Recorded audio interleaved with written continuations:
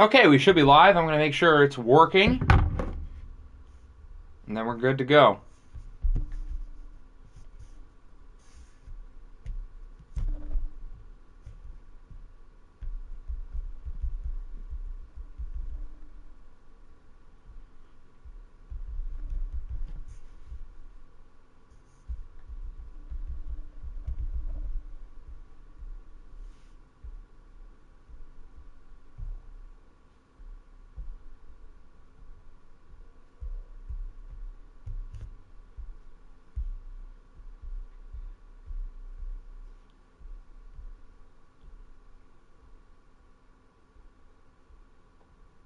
Okay, sounds like we're good. All right.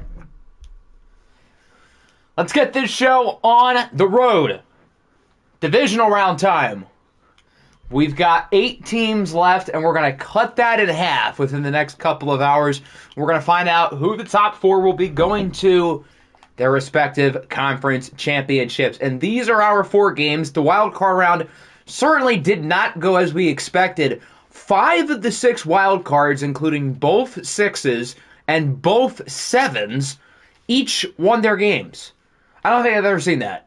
We only had one division winner, Pittsburgh, make it out of the first round, along with obviously the 2 1 seeds.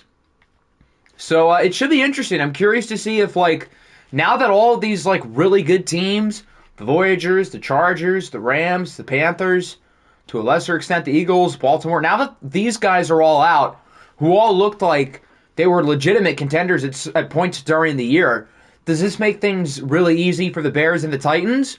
Or are these other teams all catching their stride at the right time, and maybe we have a Cinderella OFL Bowl run? What's going on? C-Mill, Denmark, Kevin, Troy, Todd, how we doing, everybody?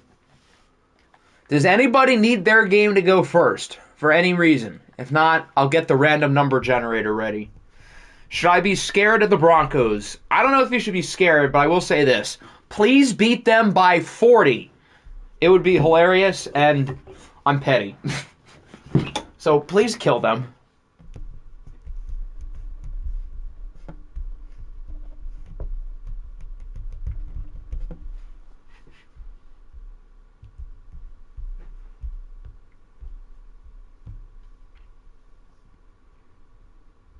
Your offense isn't a 40-point offense. Well, I don't know if you need to be.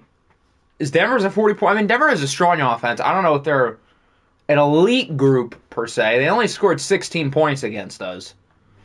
Did we score more than 16? No, we didn't, but that's not the point. All right, so keep in mind, this is 1, 2, 3, 4, and the number generator. Ooh, very interesting. Okay. Are you guys ready to see who the random number generator landed on? We'll be starting with, in my opinion, maybe the most interesting game of the week. And it's interesting because if the Bears lose, that would be objectively hilarious. And that's where we're starting off with today. The Bears and the Cardinals. And it lands on 2 for the home team, so we'll use our Chicago.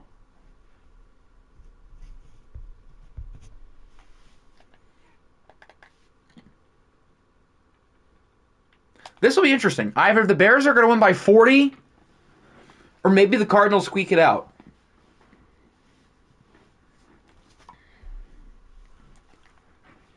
In terms of rating, the Cardinals are actually a higher rated team. They're an 86. The Bears are an 85. I thought the Bears were higher. I thought they were like an 87. Huh, okay. Orange uniforms.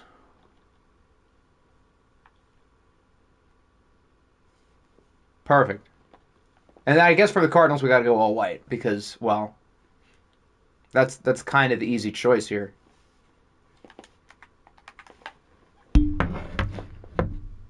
Orange helmet, too. Okay. It's going to make me redo the whole thing, isn't it? Yeah. There we go. Bang. All right. Now we're ready to roll.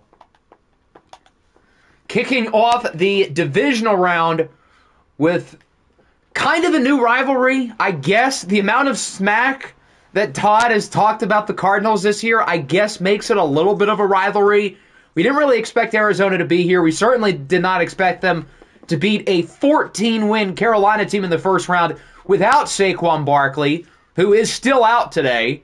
Rashad Penny is the running back for Arizona the rest of the way until he gets hurt, which I guess feels kind of inevitable. It is Rashad Penny after all.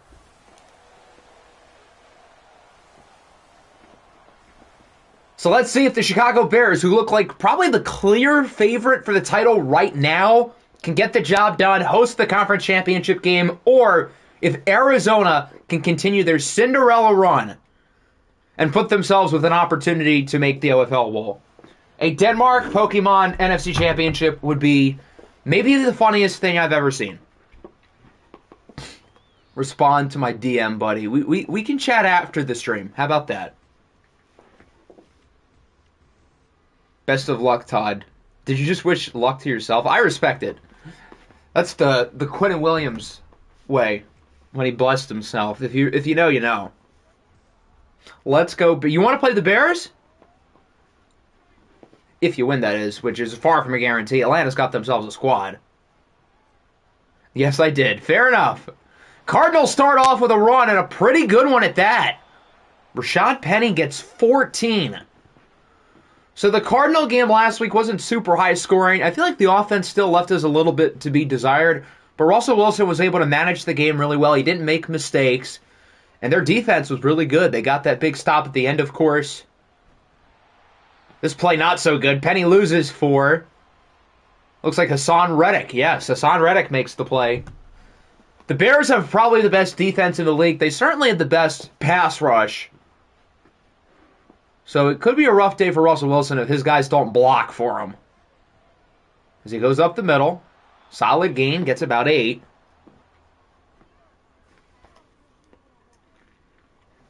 I've believed in the Falcons for a while. It seems like a lot of people are believing in Atlanta.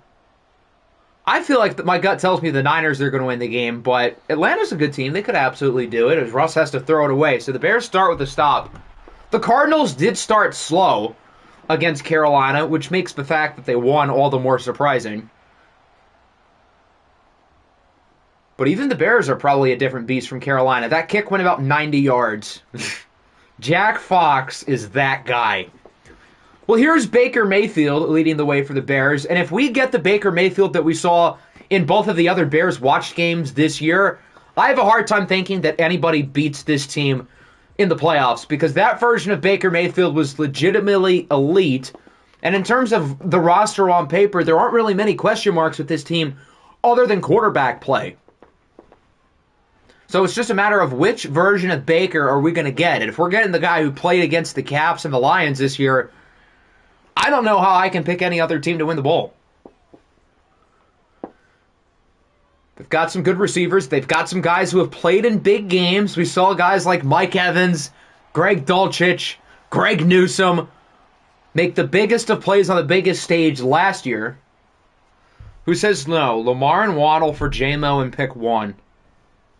Probably him. Unless Warren Flowers isn't, like, elite. I feel like you would probably say no to that, too. Quarterback is maybe a downgrade, certainly in the short term. In the long term, maybe. And then wide receiver, as much as I love the guy, he is bigger than Jalen Waddle. He has that for him, which helps in watch games. So maybe they're not that far apart. Bijan gets 5. Bijan was never really in the Offensive Rookie of the Year race, but he still had a great season. It's more so because all the other offensive rookie skill position players looked like all pros. Boink, boink, incomplete. Bijan had it in his hands, but it's deflected. The Bears are going to the run early and often, which is an interesting strategy. Lamar pissed me off too much. Fair enough. 3rd and 5. Baker's under pressure. He is sacked. Emmanuel Ogbah and friends bring him down.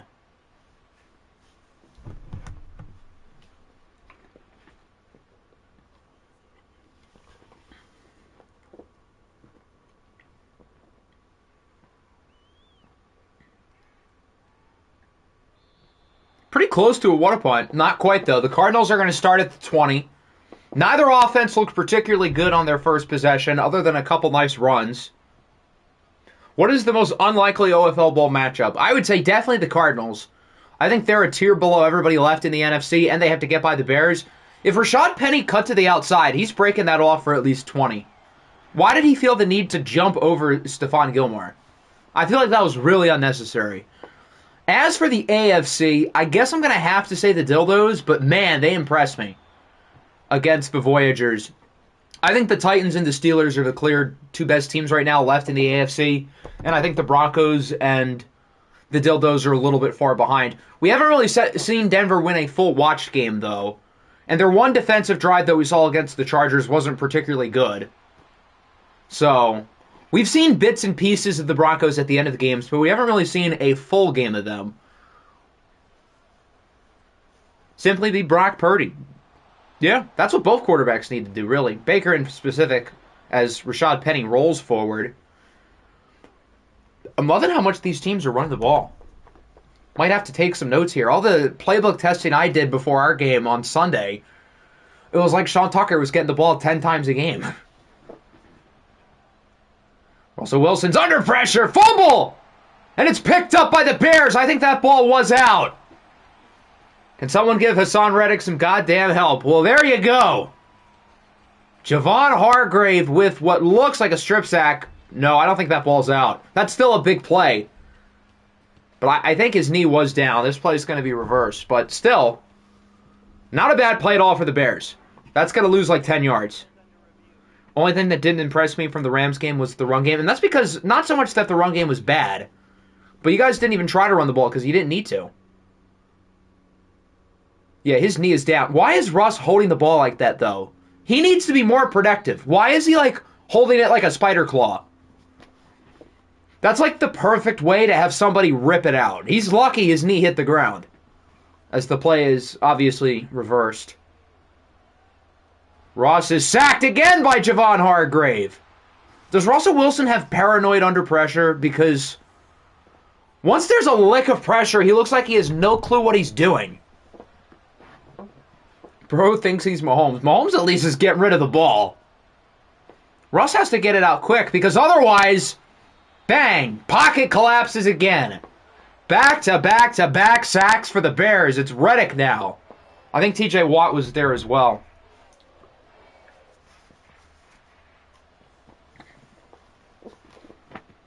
If the Bears pass rush plays at the level that they played at in the regular season, they're going to be tough to stop.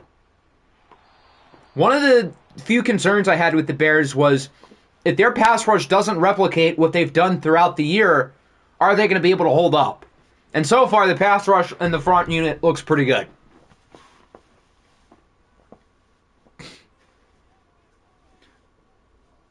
Get a third team involved for Lamar. I don't want tush push, man. Who said I was getting Lamar? Jalen Hurts was a fringe MVP candidate this year. I'm just saying.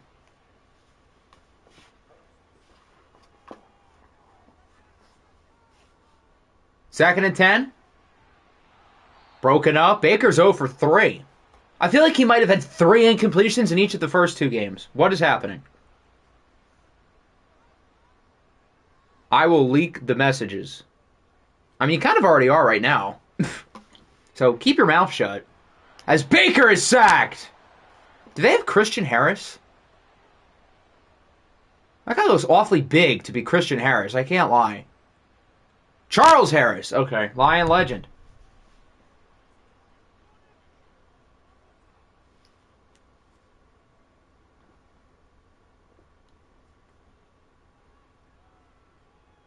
That's a long punt. These punters are good. Cardinals are still going to start with strong field position at the 46. Both of these pass rushes have been unreal.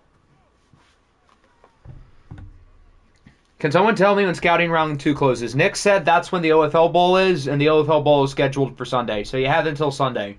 Unless either the bowl time changes or Nick changes his time. As they get it, I wasn't even, of course, right when I'm not looking at the screen, we finally have a good offensive play. Pat Fryer move. Maybe O-line matters. I don't even know if it's that. It's more so like, for one thing, at least with Russell Wilson, he looks like an idiot under pressure. He looks like he has no clue what he's doing. And, I mean, the Bears' pass rush is really good. Arizona's I'm surprised by. And Baker Mayfield, as Todd says, has the ideal under pressure trait. So I would be more concerned about the Bears' pass rush being consistent today as opposed to the Cardinals. Although the Bears have negative 20 passing yards. No score through one. There's been no offense to speak of, especially from Chicago. The Cardinals, I feel like, have shown us a little bit. The Bears have given us nothing. Here's a nice run by Rashad Penny. He's got blocks. He brings it to the 15. Why couldn't we have played the Eagles? Because the Eagles won their division?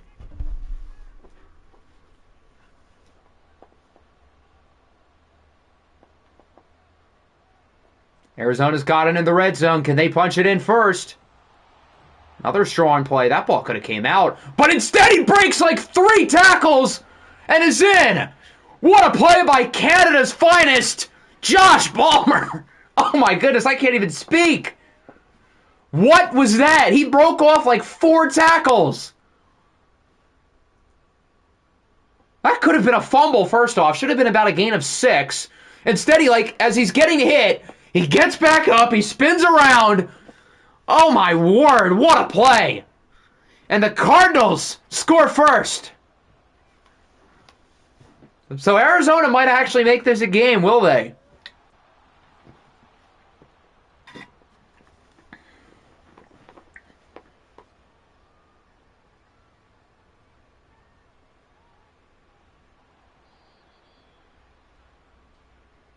So here returns the Bears offense. They've done nothing today. This Cardinals defense might be better than we thought. They don't have any superstar players on the field, but they shut down Carolina last week. Through one quarter, they've completely shut down the Bears, who have negative yards. Chicago's looking to change that here. It's broken up for Mike Evans. That's Mike Evans' specialty. Go up and get it. I thought he was going to come down with that, but Andre Sisco is there with the deflection. They've got to lean on Bijan. Their passing game has gotten nothing going as he gets 9.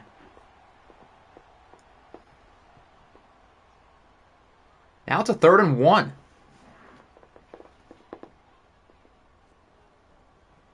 RPO for watched game Dulcich. Finally, the first Bears completion of the game, and they get the first down.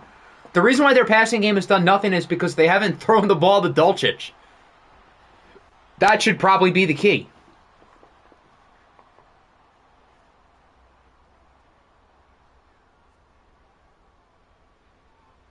Baker's under pressure. On the run. Good throw. That's not Dulcich. Is that the backup tight end? No, yes it is. It's Jake Bobo. I forgot he was at tight end for a second, but he gets the first down. And now the Bears' offense is looking better. Another good throw. Mike Evans now, and all of a sudden, Baker Mayfield, who started the game 0 for 4, he looks a lot more like himself.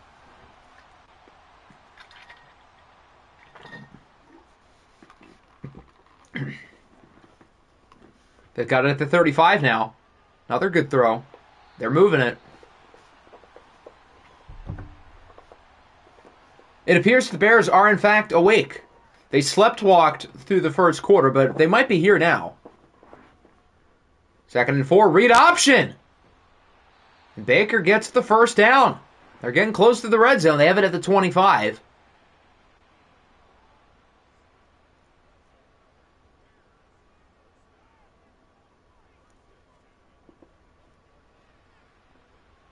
Baker's now under pressure, and he gets rid of it. You know, if that was Russell Wilson, that would have been a loss of about 12. But Baker makes sure to throw it away.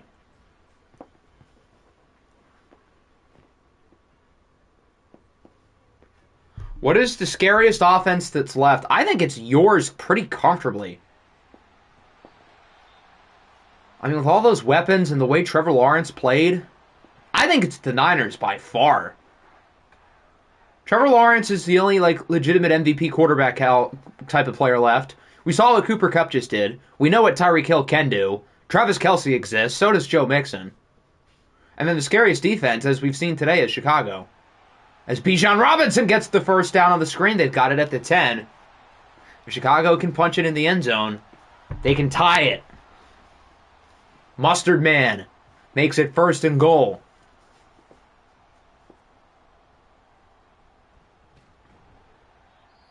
Bijan is hurt. Oh, boy. Does he go to the locker room? That's the question. Yes, he does. That's not good news at all for the Bears. Who is the backup? Rutrow.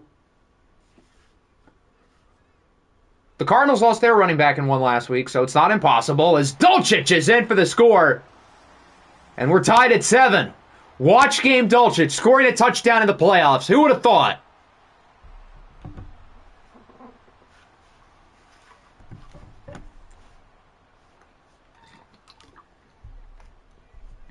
So the Bears needed to respond on offense. They do, and we are tied at 7. And now the Rizzler is hurt. Rutrow, Raggy. That's not good.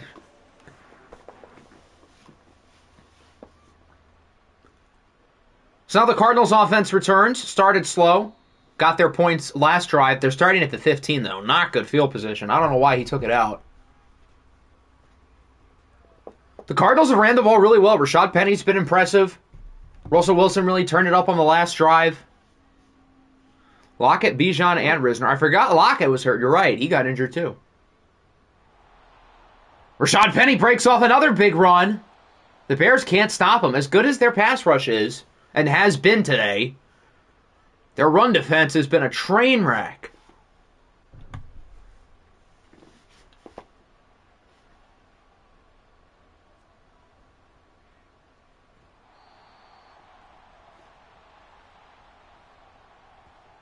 Gain of about a yard for Rashad Penny.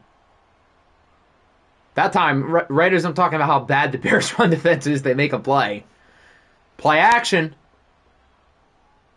That was a stupid throw. Russ is 4 for 6, though. Hasn't missed a ton of throws. It's just that he hasn't gotten a ton of throws out. He's been sacked, what, 3 times? Maybe 4? And now it's 3rd and 9. Can the Bears hold him? Russ, he's going to launch it up downfield. He's got his man inbounds to the 39. Josh Palmer again keeps the feet in. Is there a review? There's no review.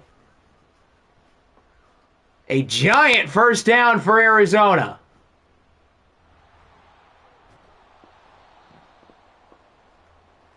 Gilmore, what was that, is right. He looked like he had no clue where the ball was going. I think he expected the ball to be a little bit, not that close to the sideline. I feel like the throw was a little bit offline. And Gilmore expected it to be right on the money, and it wasn't, so he kind of had no clue what to do. So the fact that Russell Wilson kind of missed the throw a little bit was the best thing possible, and credit to Palmer for making another really big play as we are tied at 7, going to the 2-minute warning. But right now, it looks like Arizona's in a good spot. They're close to the red zone. They start with the ball in the second half. Wait, no, the Bears do. Never mind. Why don't I think that the Cardinals did? Josh Palmer again, he's got 60 yards. Arizona should milk as much clock as they can. They should be in no hurry.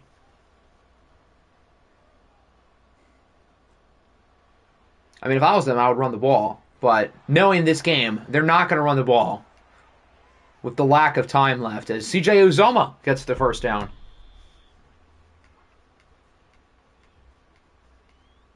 And the Cardinals call their first timeout. Still got 2 in their back pocket.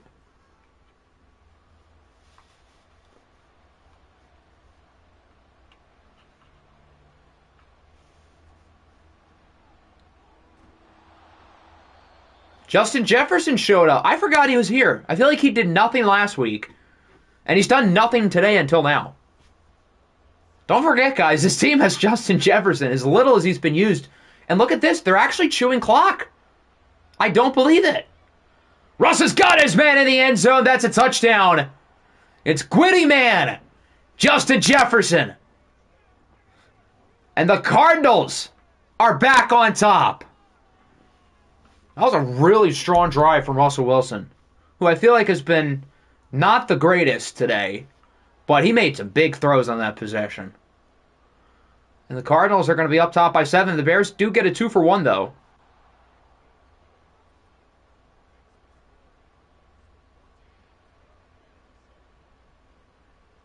And they have all 3 timeouts. So they can absolutely put themselves right back in the game. But their offense has to wake up. And they were awake on the last drive, although I don't think they're going to have Bijan Robinson available the rest of the way.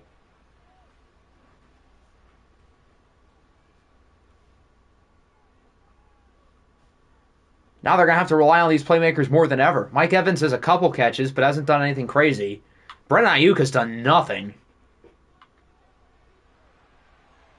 The Bears are going for the check down. I don't know why. They're not going to call a timeout. They're not even going to try to score. I don't like that at all. You have 30 seconds and you're down by 7 in the playoffs. I don't like that one bit. If you had no timeouts, that's one thing, but they had all 3. And that'll wrap up the first half. The Cardinals looking to prove that their win against Carolina was not a mirage. They lead by 7. Defensively, they've been great. On offense, Russell Wilson's heating up. Rashad Penny's been excellent. And the Bears don't have Bijan Robinson. I still have a hard time thinking the Bears don't find a way to win this game because they are 100% the better team. But the Cardinals have severely outplayed them in the first half. This is a giant drive for the Bears. If they don't score here, they could be in trouble. They have to set the tone. The one thing that this is showing at the very least is that the Bears are beatable. Absolutely. This team does not look invincible, which I thought there was a chance that they would look like the clear invincible title favorite, and that hasn't been the case.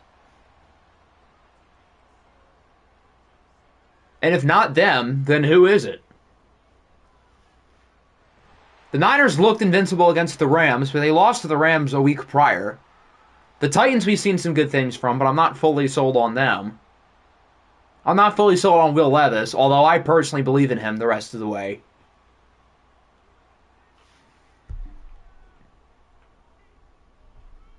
Seattle, that's the answer. Michael Thomas is leading them to a championship. They are going to swoop in. After the Bears are down 21-7, they're going to swoop in, replace the Bears, and get the win for Chicago, as that's going to be a hold on Josh Jones. Makes it 1st and 20. Maybe we'll ride to the end. I think this is like the rare year where anyone can win it. Because, you know, that first year with all the parity, there's Adam Butler with the sack. It's 2nd and 29. Tag team. There you go. If Seattle wins the game for the Bears, who gets to play next week? Here's a good run. I think this is Jeff Wilson. He makes up a lot of yards. And all of a sudden, 3rd and unmanageable is now 3rd and a lot more reasonable.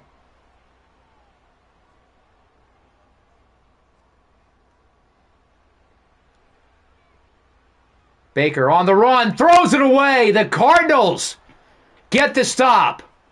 So on the Bears' 2-for-1 possessions, they don't even get past like the 35. Arizona's defense continues to play amazing. I can't believe this might actually happen.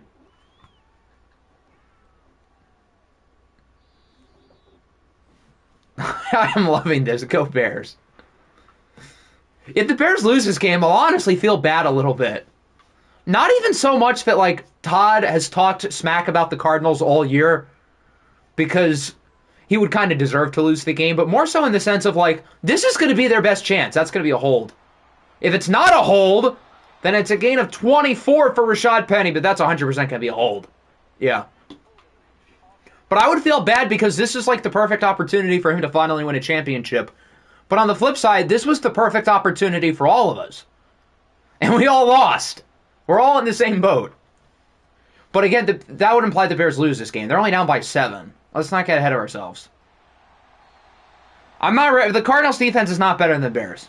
I can't make that claim based on one game. Today, the Cardinals defense has 100% been better. But overall, I can't get that far. As it'll be a 3rd and 14. If the Bears get a stop, they can get some momentum back. If the Cardinals get this first down, though, then I think for the first time today, the Bears are going to be in, like, true trouble. And they're just going to run the ball. They don't want to try to do too much. I still would have tried to stretch to the field and trusted Russ. This Foye Aloakin makes the play, and the Cardinals will have to punt.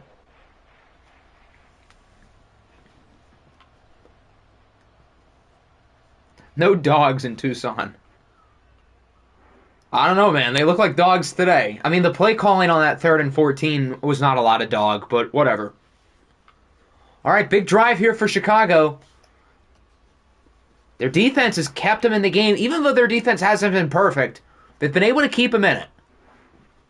How did the Cardinals get their first touchdown? So they obviously would have stopped the Bears. There's Brandon Ayuk. He breaks a tackle. Oh, big play by 34. He was going to house that.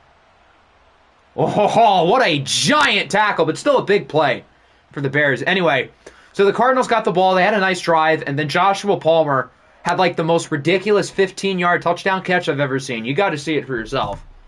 It was ridiculous. Josh Palmer was, in fact, him. He broke about 7 tackles. Strong run for Jeff Wilson. He's done pretty good since Bijan got hurt. He's bringing out the Evan Fournier Frenchman laugh. Ha ha ha! Oui oui!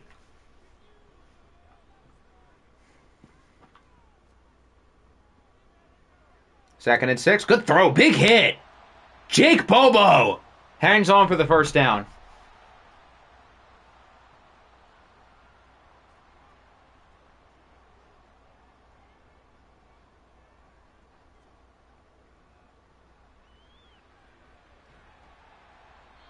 Brandon Ayuk gets 6. Ayuk had no catches in the first half, but now he's starting to make some plays. I recommend looking up Fournier and blue waffles on your school computers. I agree. Great idea. Mike Evans on the slant gets into the 4. It feels like when the Bears' offense is in a rhythm, they can break off a big play at any point, but they just haven't consistently been in a groove today.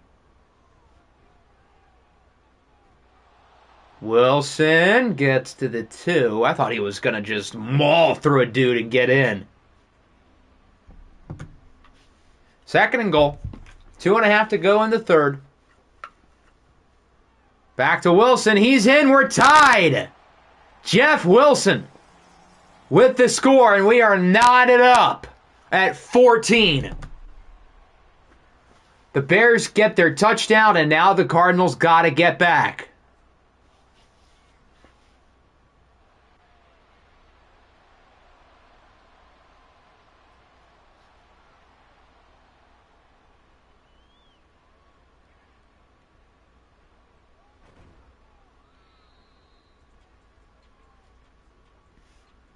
They've ran it well today. Russell Wilson, after a slow start, has played a lot better.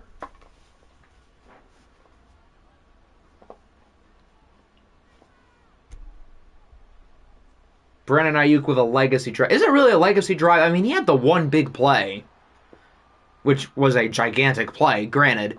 But he only had like one catch other than that.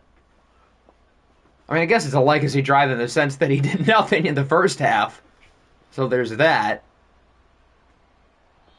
Ooh, nice tackle by Gilmore. No, it's not Gilmore. That's Kevin Byard.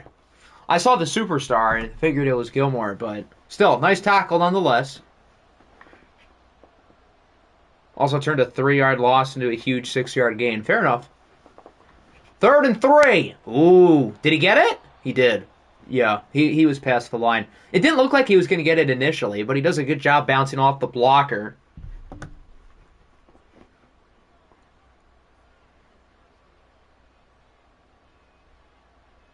And so Arizona keeps the drive alive.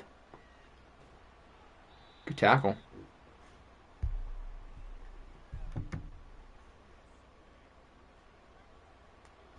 That's revenge for the weird Bijan spot. It did look like he got it, though. Although I think he probably was tackled behind the first down marker. I think he had enough time over the line and clear possession to where I think they probably did make the right call. Now 3rd and 7. Oh, God, he's under pressure. We know how that's going to end. Yikes. He should just be happy he didn't get sacked. So the Bears get the stop. They can take the lead. They have not led at all today.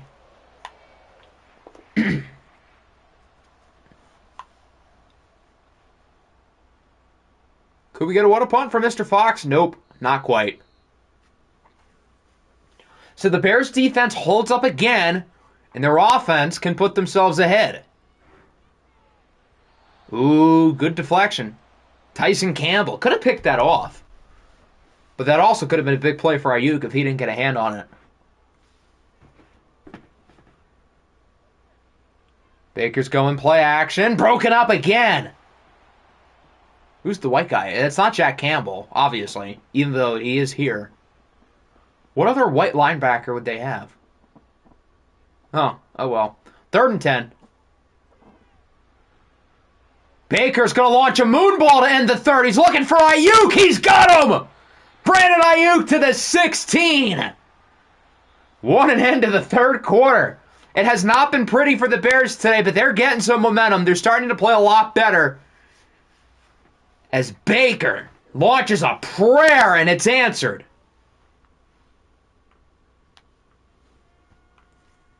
So now the Bears all of a sudden have really good field position to start the fourth.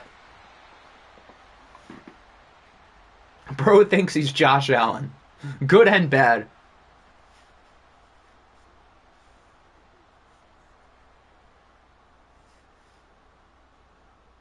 Second and 8.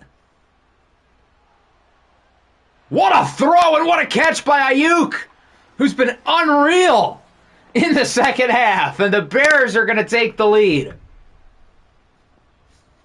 I don't think they're reviewing if he caught the ball in bounds. I think the question is, was he in the end zone or not? Or no, they're challenging if he had possession. Oh. Okay, well, he's definitely in the end zone. Oh! There might have been a little bobble there. Never mind. There might have been a little bobble there. Okay, it stands. Never mind. All right. It looked like there was some movement, but I don't think he ever really lost control of it, so I guess that's probably the right call. Kupp last week or Brandon? Kupp had 10 catches. Unless Brandon Ayuk, unless the Cardinals make a few plays and Brandon Ayuk has 2 more drives of that, it's probably still Cooper Kupp. He was unreal. Brandon Ayuk did nothing in the first half, keep in mind. Although, without him, I don't know if the Bears have the lead. They probably don't. And now Chicago's got all the momentum. Rashad Penny loses a yard. The run game has not gone anywhere near as well for the Cardinals as it did in the first half.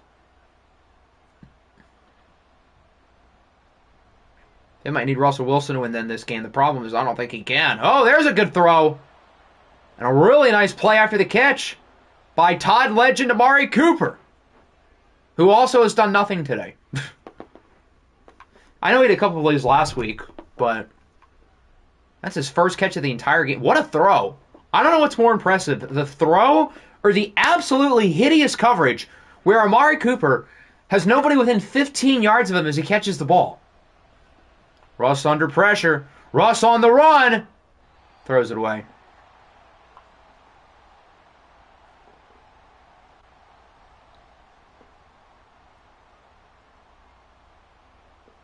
Now at the 46, 2nd and 10. Rashad Penny loses 2. Who's 58? Oh, that's Foye. Foye Oloakin. Now it's 3rd and 12. If the Cardinals don't get this, they could be in trouble. And it's a screen. Why? God. Okay, in hindsight, that wasn't that bad of a play call. If Rashad Penny cuts to the left side, that's a first down. Why did he run up towards the middle of the field? What was he thinking? There was so much space and blockers on the left side of the field. But no, he's not gonna. What a punt, though, by Jack Fox at the 6. All-time sell is right. What a disaster. The Bears' offense has played really well the last couple of drives. They aren't starting with good field position, though. Not even really the 6. More so like the 5.5. As watch game, Dulcich brings it to the 15. So field position might not prove to be an issue for the Bears. Especially if they get the first down here. And they do. Jeff Wilson gets 5. He continues to play well. If they win this game and Bijan's out the rest of the way, Jeff Wilson has shown enough to where you feel fine with him as the starter. Case in point, he gets it at the 35. And that clock's going to continue to tick. They should just let that thing run.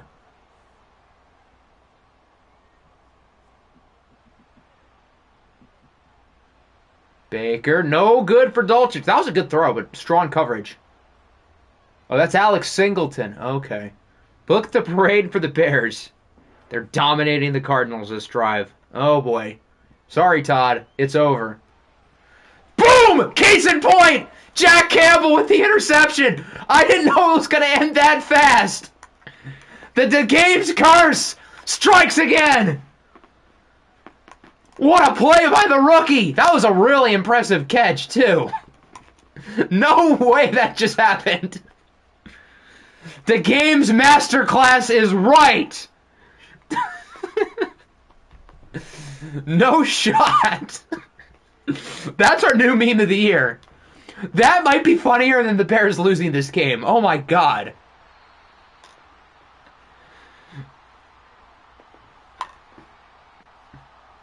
There's no way the Cardinals don't win the game, right? There's no shot. They're winning now.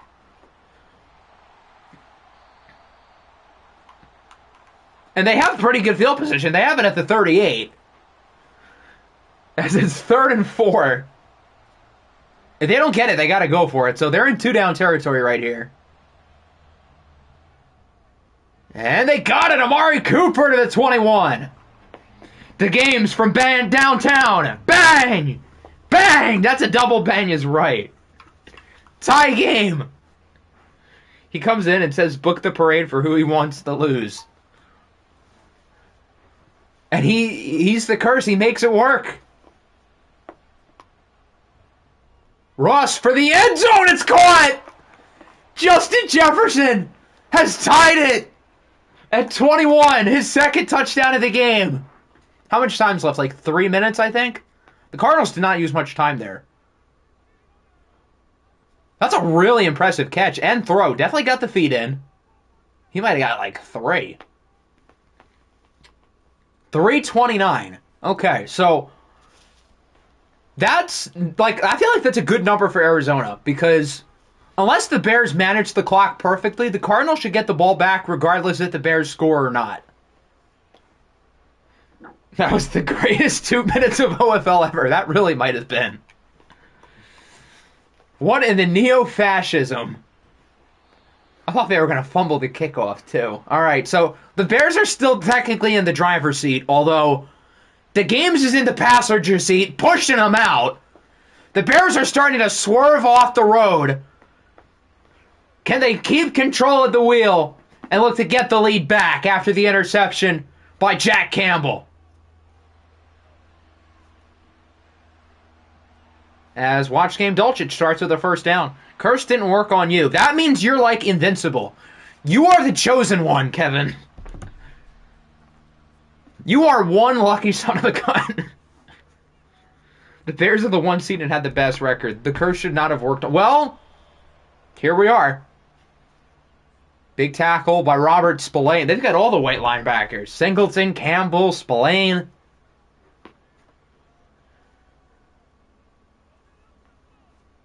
Second and 11. Short throw for Wilson. He's going backwards. He loses 2. Charles Harris, that'll bring us to the 2-minute warning. I always have bad luck. Maybe that's why maybe there's like some like weird thing where even if you may have bad luck in general, the game's curse like kind of offsets it. Like how 2 negatives make a positive. 3rd and 13. They're just going to run the ball. Wow.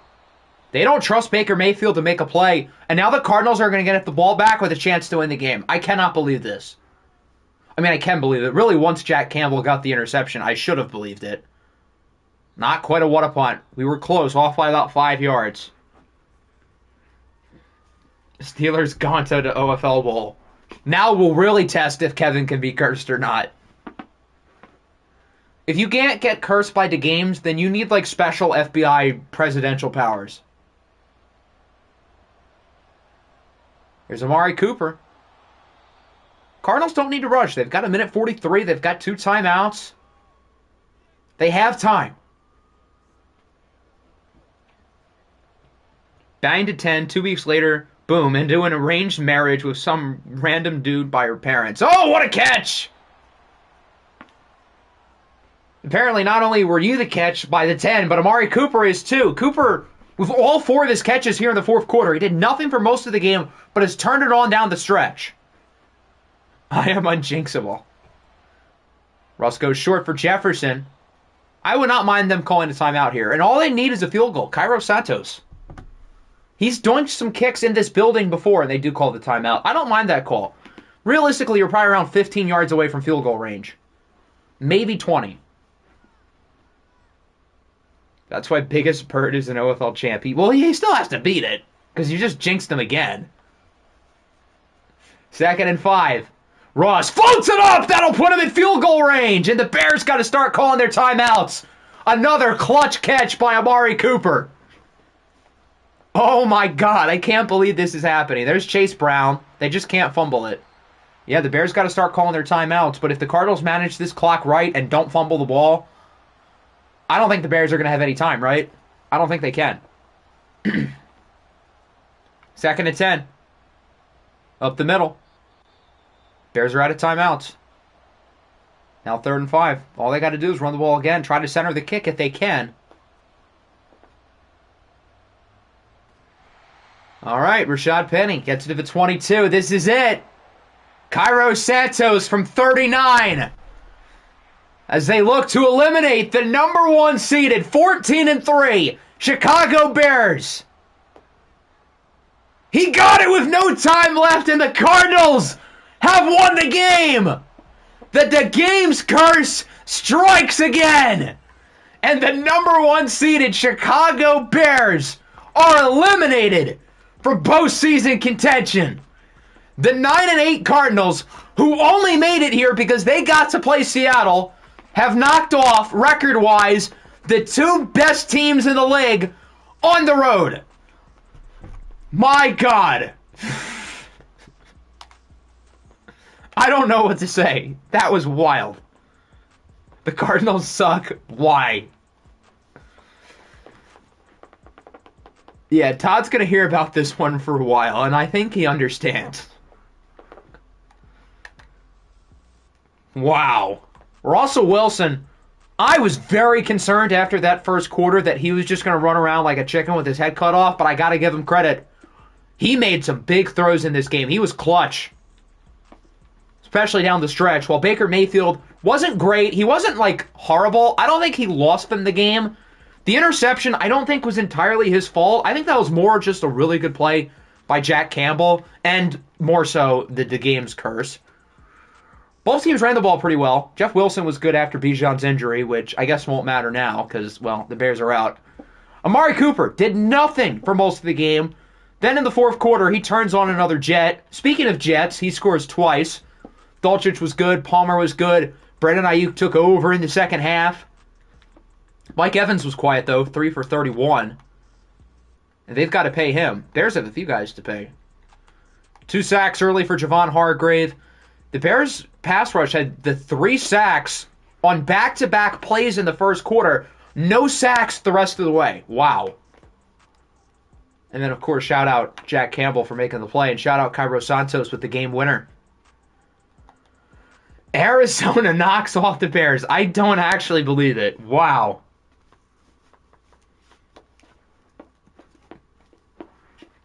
I should bribe the games to curse my rivals from now on. This might actually be a good idea. The games can make like a legit career off of this. I wonder what happened to Bijan. Not that it matters. Ooh, dislocated ankle, so he would have been out the rest of the way. Days of our games. That's a good one. All right, I don't know how we can top what just happened. We really started off with a bang. Pokemon doesn't even know what happened. I just checked the server because I figured you guys would be trolling. Oh my God. All right, let's pick our next game. We still have 3 more to go. As it lands on 2, Steelers and Broncos. Lands on 2 again. We'll use her the Steelers. I just woke up from a nap. You should have woke up around 20 minutes ago because you missed probably the funniest ending to a game in OFL history. This is funnier than Nick's Hail Mary. I'm sorry. Nick is off the hot seat. If the Steelers lose this game, then I am making the games my own personal assistant and bribing him to curse everyone who I need. All blacks. Okay. Bang. Are you kidding? I'm not kidding. Just Pokemon. Oh, he didn't just win. He won in the funniest way I've ever seen. Do we have any specific requests for the Broncos? Do we want to do something like we did last week with, like, Color Rush and then the blue helmet or something? Where's the Color Rush? There it is. Yeah. And then 90s helmet. Yeah. Do we want to do this? I'm so glad I was able to witness this moment. I know. Everybody who wasn't here for this, I genuinely feel bad for them. Because they missed the funniest thing. The game said Bears... Yeah, so basically, the Bears were up by 7. They had the ball with like 4 minutes left. They had all the momentum. It looked like the game was over. The game said that the Bears were going to win. And the very next play, Baker Mayfield throws a pick. And obviously they lost. Do they have an orange helmet anywhere? I don't... Do they? I don't think so.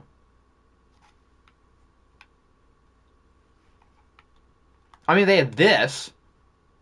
What on God's name is that on the helmet? Do you want this drawing? That looks like if someone like tried to draw China by memory. So you've got that, or you've got the blue one, or the white one.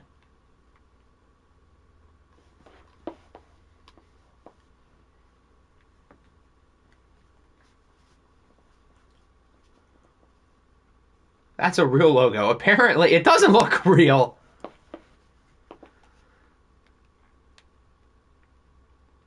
It looks like, not just if someone tried to draw China, but it looks like Florida's coming off the edge of it. Or, it looks like an elephant, but instead of a normal trunk, it looks like a ball sack.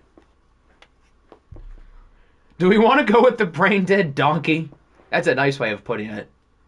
I mean, the all-orange looks nice, I guess.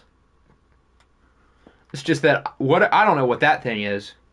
It looks like a donkey with CTE. Newest Denver Bronco legend, Antonio Brown. They've got Chandler Jones on defense. All right, do we want the brain-dead donkey? We can do that. And as we load the game up, I'm going to fill up my drink. Don't gossip. Don't bomb the place. And that's about it. And nothing racist.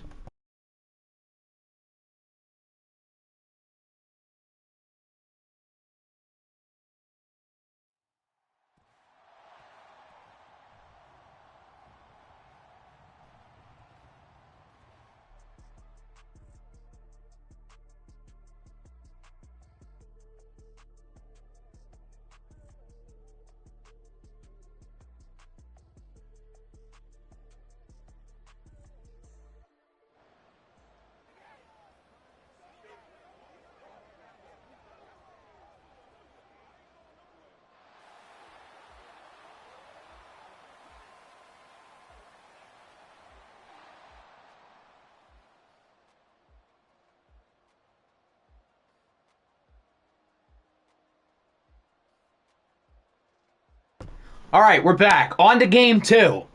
The Broncos and the Steelers. This really should be us here, but it's not. I hate it here.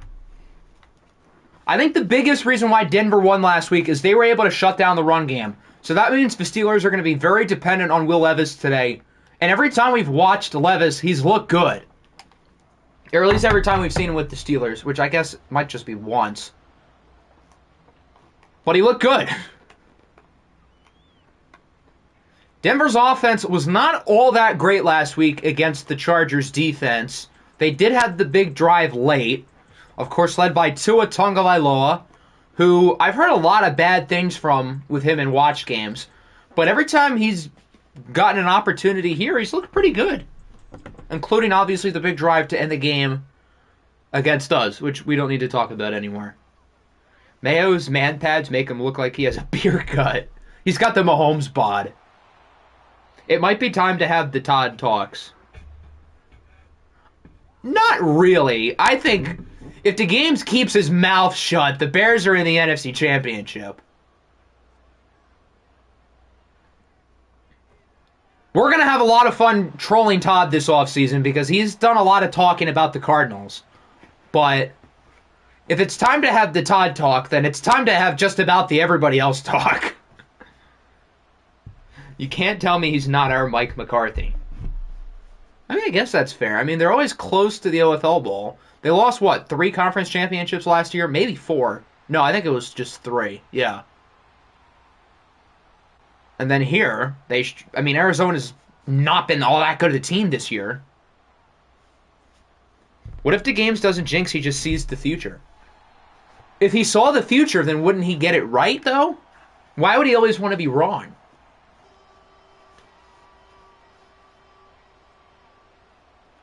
Third and 5.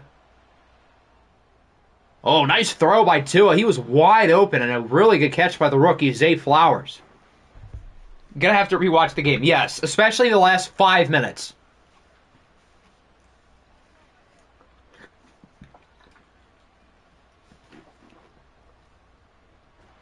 Kenneth Walker going backwards for a loss of 3. I think that's Jalen Carter, the rookie. Ball sack helmets, yes. I feel like in-game the all-orange looks nice. You can't really tell what's on the helmet. I mean, from this angle, the Steelers have nothing on their helmet because we can only see the left side. Being wrong every time is just as impressive as being right every time. That's true, but, like, wouldn't the Games want to be right, though? But that is also a legitimately impressive skill.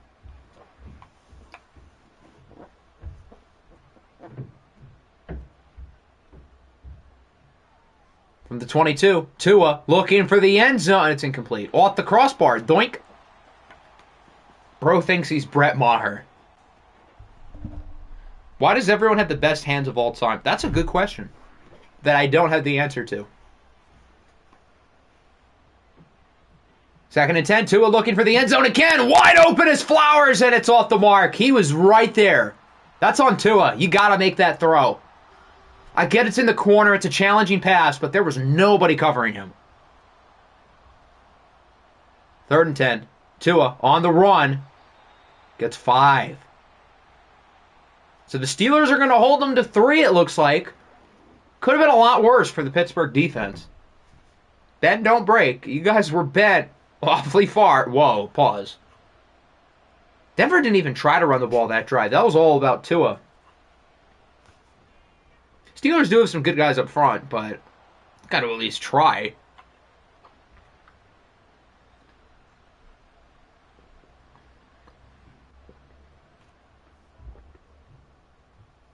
Hey, yo. Phrasing. I'm surprised he took that out of the end zone. That was a pretty stupid decision. They're going to start at the 17, and we'll get a look at Will Levis, who I think is one of the scarier quarterbacks left. And it's not because of the numbers he's put up throughout the year, because they are not good. But, in watched, he has produced. He's the type of quarterback who succeeds in watched in this game. He seems like he knows what he's doing under pressure. The accuracy ratings aren't completely abysmal. He's got the arm talent. He can make plays out of structure. I'm happy watching the AFC games knowing they have nothing to do with me. Nothing yet. You guys are the favorite to make the OFL Bowl now. I just realized all 3 of the teams left in the NFC are the 3 wild cards, as Ramondre Stevenson is hurt. Last week, the Broncos' run defense was really good. This week, they're out here injuring dudes on the first play of the game. Levis downfield, nice throw. I think for Darnell Washington, who played really well in Week 18 when we saw the Steelers against the Ravens. OFL is the worst timeline. I was doing my normal franchise, and Will Levis won the MVP as a rookie. I think the worst part about the Will Levis timeline is, like, he was not good with you guys. I understand why you traded him. And all of a sudden with the Steelers, even though, like, the numbers aren't different, there's, like, a whole new perception around him. I don't want to be the favorite. Maybe Arizona would probably have better odds since they only have to win one game, whereas you and Atlanta have to win two. But, like, you guys are the best team left in the NFC. Although, being the best team has not exactly mattered. The Rams are out, the Panthers are out, the Bears are out. None of them won any playoff games. 3rd and 3. Mason is stopped. I think that's Jordan Mason. Wrapped up by Kenneth Murray, Bengal legend. Hooday. And that'll force a punt.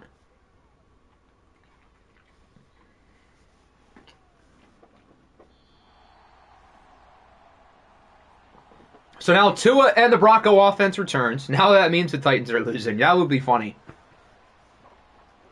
I don't know how I would feel about having a wheel-spun team win the championship. That'd be a bad look. Tua is 6 for 9. Nice. Really, other than like a wheel-spun team, and I guess the Broncos because they're a rival and they beat us and I'm petty, I'm good with pretty much every team left winning it. Kenneth Walker gets nothing.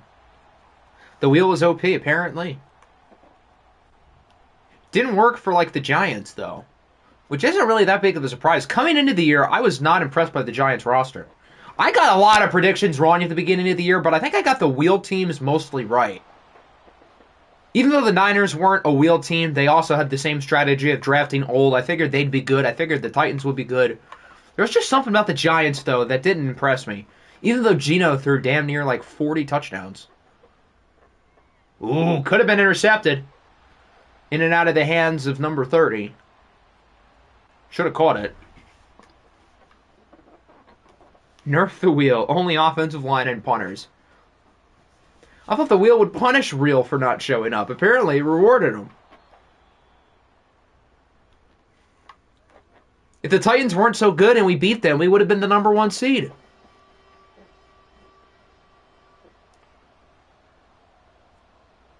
Third and 5.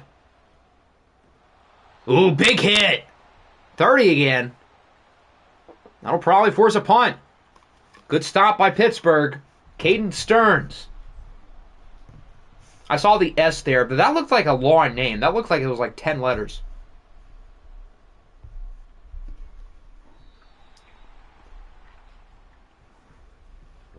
Not quite a what a punt, but not a bad one.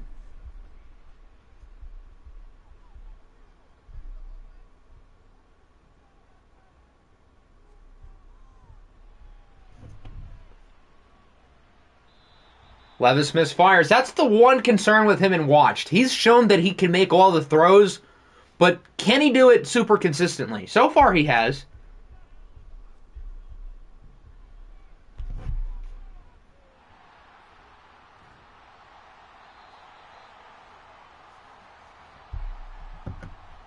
Imagine not beating the Titans in the regular season. We're getting smacked today. I hope you're wrong. I want to see you guys win. A Dildos Steelers AFC Championship would feed families.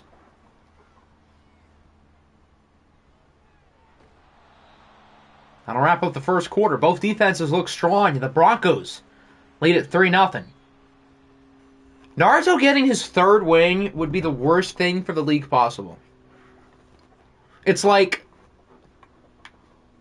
we know Naruto isn't that great of a coach, but if he wins 3 championships in 3 separate OFL cycles, I don't know what to say. One of them was a Mickey Mouse ring, but still.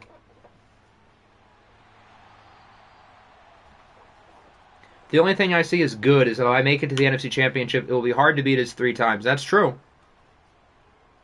On paper, you guys are honestly better than any team left, period. Maybe the Titans might have you beat. But I would say the Niners are the best team on paper. On paper has meant nothing. On paper has meant you lose, apparently, this year. Although now that I think about it, the Cardinals are higher rated than both the Panthers and the Bears. It doesn't explain why we lost, because we're 7 rating points higher than Denver. But it explains why those two would have lost. How can I join the league? That's a great question, my friend. So, hold on.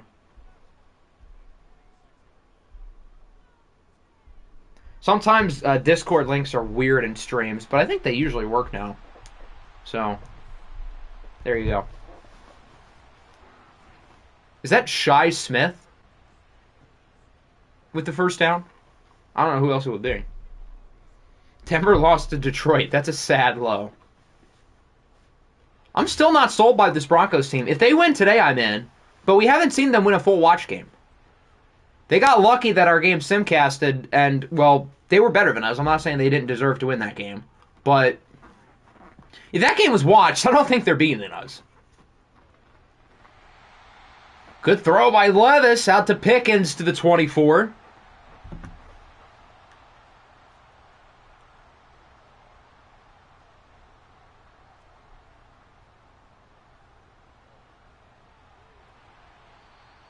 Now Darnell Washington. Will Levis is looking good. 9 of 10. Hasn't made a ton of big throws, but he's been really steady. Which is like kind of the opposite of what you would expect from Will Levis. Boink, incomplete. It looked like he was looking for Pickens there. I couldn't really tell. Now it's a 3rd and 3. If Denver can hold them to 3, that'd be a big deal. Broncos offense, let's slide. Slide where? Slide to Cancun, Mexico? Steelers run the ball and it doesn't work. Yeah, I don't know about that call. Broncos offense is as bad as Hackett's. Tua's going to throw up an 80-yard bomb on the first play of the drive, and they're going to house it to Zay Flowers. To Cancun, since they can't score more than 3. I'm on the Steelers bandwagon, so don't take this the wrong way. But the Steelers also have 3. Again, I am pulling for the Steelers to win this game 100%. I want to see them go all the way. But they have the same amount as the Broncos. What are we doing with original? What do you mean? Are we doing anything with original? Yeah, the Steelers start with the ball in the second half, so I think probably going for the field goal is the right call. Just get the points. If they went for it, I would have totally understood it, though. It's 4th and 1 in the red zone. I get it. No 80-yard bomb on the first play of the drive, if only. Are we letting him stay as the Giants coach? Why wouldn't we? Has he done anything to suggest that he shouldn't?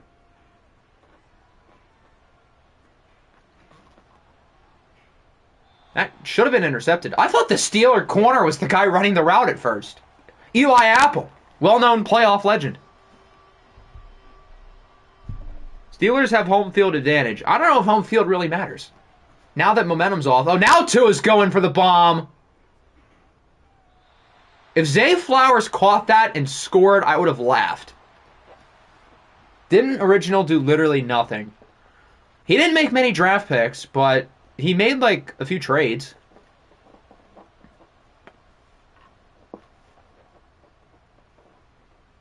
Zay Flowers did a Baltimore versus Kansas City. I think it was more so the corner got a hand on it, but maybe he dropped it. That would have been funny if he did. Yeah, I know Original made the Khalil Mack trade. I don't know off the top of my head the other ones, if he's made any other ones. The Khalil Mack one was the one I was thinking of, put it that way. Tua and Levis. The battle of... Will Levis is like 10 for 12. How is this mid? He's him. He traded one player. Okay, I thought he did more. Maybe not. Oh, well. I mean, I guess we can monitor his activity throughout the offseason. If it's really not there, then... I mean, I guess we can think about it, but it hasn't really crossed my mind at all, at least yet.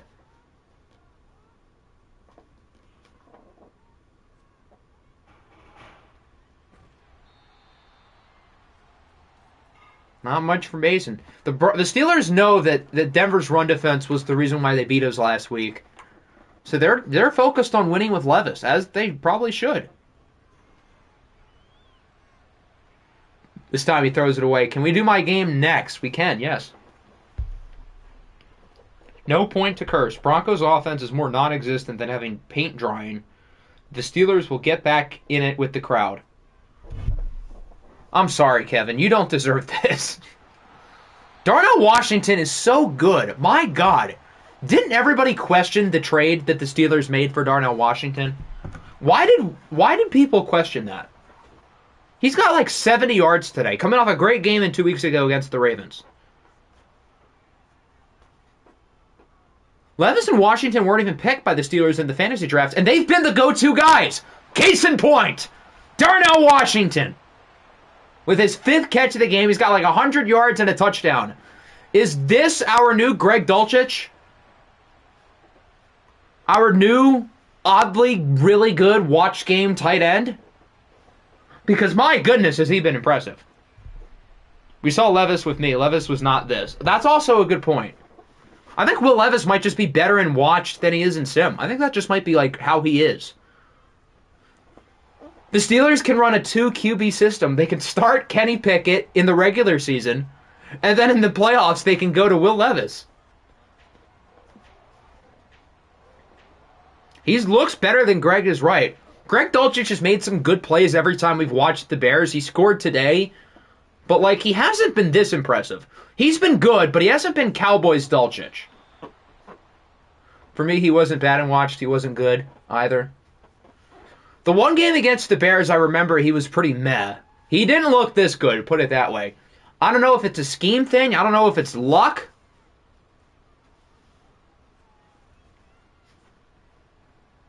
I don't know if it was a case of playing the Bears defense. Good run. Look at Kenneth Walker. That'll bring us to the 2-minute warning. Pittsburgh leads by 7.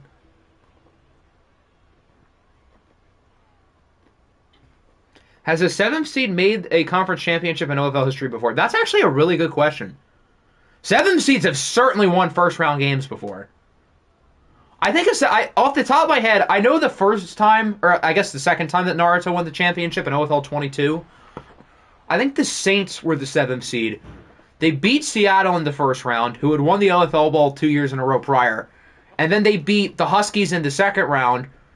That's when Hector, the quarterback, won the MVP with Hector as the coach. And they lost to New Orleans. That was one of the funnier games that year. What did I miss? Oh boy. You missed quite a bit. Someone can explain it to you, but I would recommend you go to the Bears game, which was the first one today, with like 5 minutes left, and watch the last 5 minutes of the game. Funniest ending I think we've ever had. But Todd got de-gamesed, essentially. Jermaine Johnson with the pass deflection. Jermaine Johnson's been one hell of a pick. What did he have, like 12 sacks for you?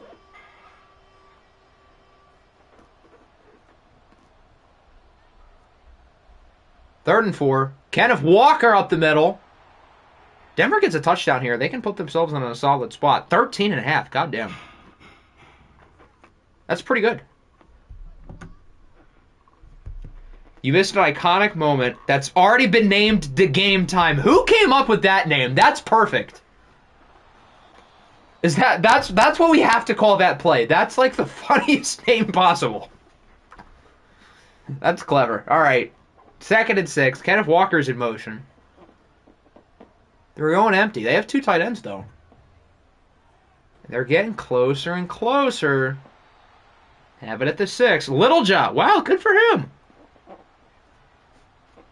Deontay Johnson. The former almost Charger. Thank God I didn't get him. Boink. I was right in his lap. 26. You got to catch that ball. That was handed to him on a silver platter. The game's guarded by Paul George. 40 feet out. Bang! Boink again. That might be a late hit. Ooh. No. It's a passer. I guess that's not much better than a late hit. Instead of a 1st and goal at the 3, it's a 1st and goal at the 1. The dropped interceptions are wild. The interception slider being as high as it is has made things better, but there are still some weird drops. Nice hit. Denver can't get it in. Why don't they run the ball? They have a timeout. You don't have to throw it. You've got all these dropped interceptions, but it doesn't get dropped when the game says so.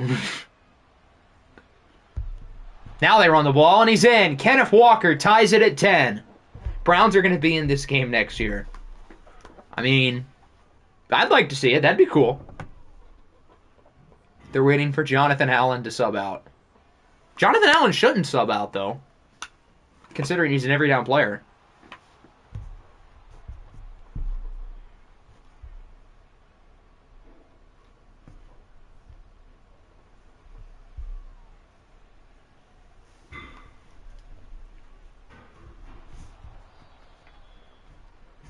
Are the Steelers going to try to do anything? My guess would be no. What did I just watch? The game's classic. That's one way to put it. Yeah, they're just going to run the clock out. All right, that'll wrap up the first half. 10-10. Another good game. So far, we've had a good game and what appears to be another one.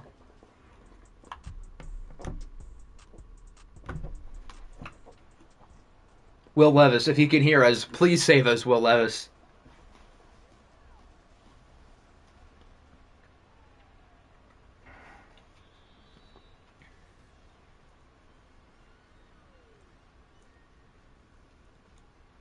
Steelers offense is coming off a good drive. Both offenses are coming off of scores after starting off pretty slow.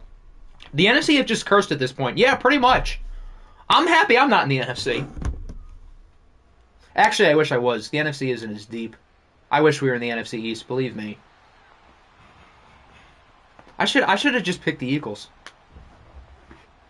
I'm claiming 0 rings if Will Levis wins a ring this year. Good.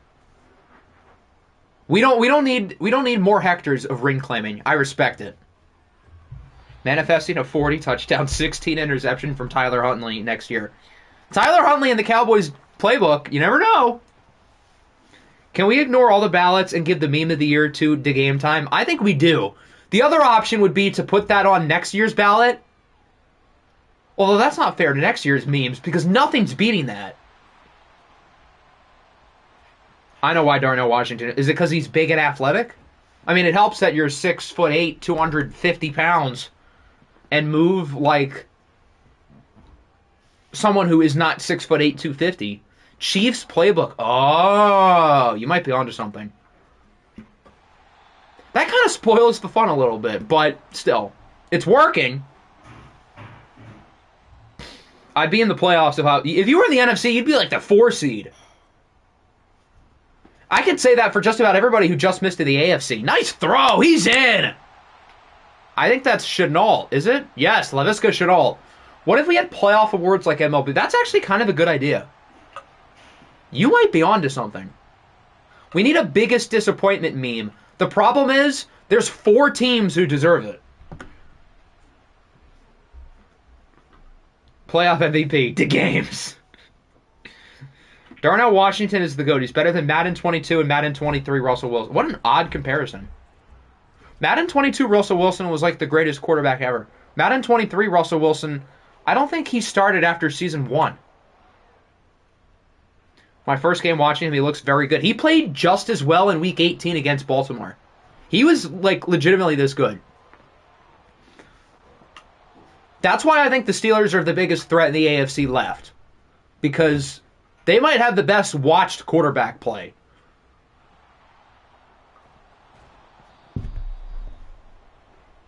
They can't be beat. They're the most unstoppable team in OFL history. I'm sorry, Kevin. I'm sorry.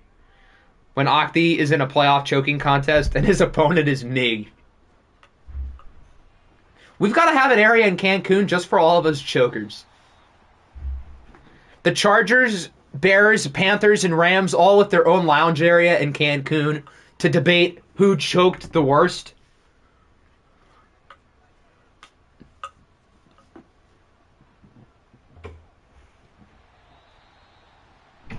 As Kenneth Walker gets a yard. He's playing well after not getting the ball like at all in the first quarter.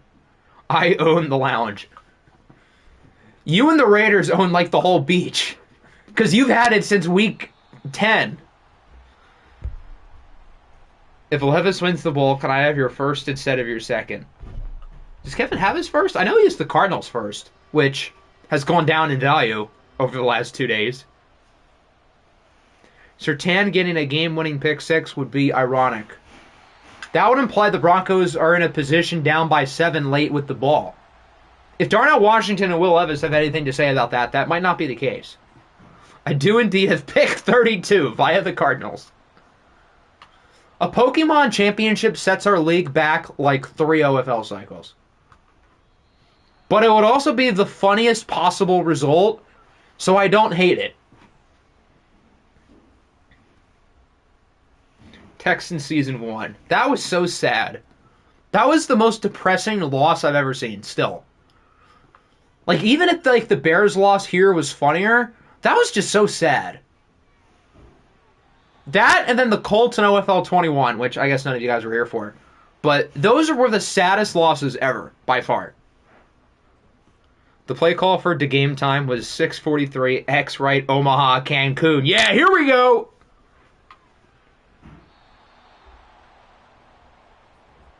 Said it last OFL, Pokemon is not a good coach, but he wins at the worst time for everybody not named Pokemon. That's spot on. Stop disrespecting my glorious king Pokemon. The glazing's wild. 3rd and 10. Here's Levis. He will throw it away. Good stop. I saw a mock trade where Philly sends Sweat, our 1st and 4th for Surtain, and I groaned. Groaned in a good way? That feels like an easy yes.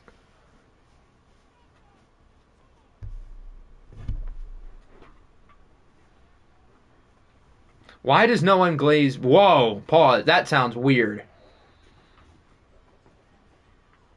Whoa.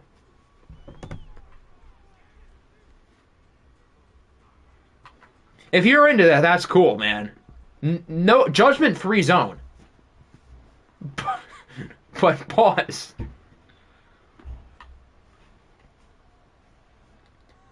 Good throw up the middle. I think that's David Njoku. Remember when the Broncos picked that's not Njoku, that's Romeo Doubs. Remember when they drafted Travis Kelce in the top 10? Traded him away for 2 lesser starters, one of whom is injured for the next 45 weeks, and they're still here. The first round is so important that you can basically use your first round fantasy draft pick on David Njoku and still make it to the second round of the playoffs. What was more tragic, the Fail Mary or the game time? I think that the game time might have passed the Fail Mary at this point, which says a lot because the Fail Mary was also devastating. The corner market is huge, and if we just trade Sweat, we have. I guess I didn't really take into account how important Josh Sweat is, but it's still Surtain. Coverage. Jalen Carter's hurt though. Ruh-roh. I feel like I would still probably do that deal if I'm the Eagles. I mean, how old is Josh Sweat? 26, 27? I guess he does have a while left on his deal. So, I mean, I get why they're hesitant, but the Eagles also have plenty of edges. Or at least they think they do. Shaq Barrett, good sack. Alternatively, we sign Snead. I mean, I guess that's better than trading all that for Surtain. But are we sure Snead hits the open market?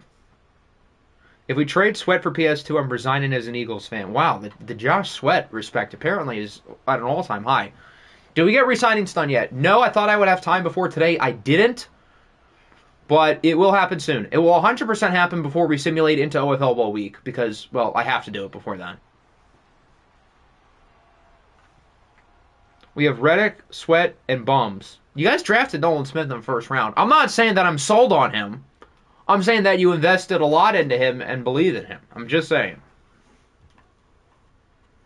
You're going to get 2 chances. So, obviously this first set, and then you'll get another opportunity in the offseason.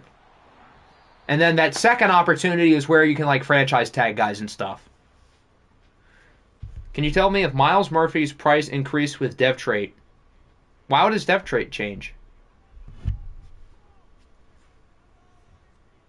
Wouldn't it just be the same?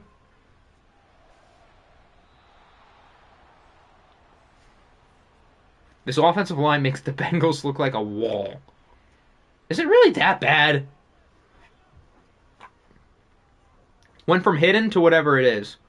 I don't think that would change the price, especially because it's star. It wouldn't go up. I don't think it would change, though. Although I could be wrong. Good catch. I think why is Shi Smith playing in the playoffs? Unless that's another S. Smith.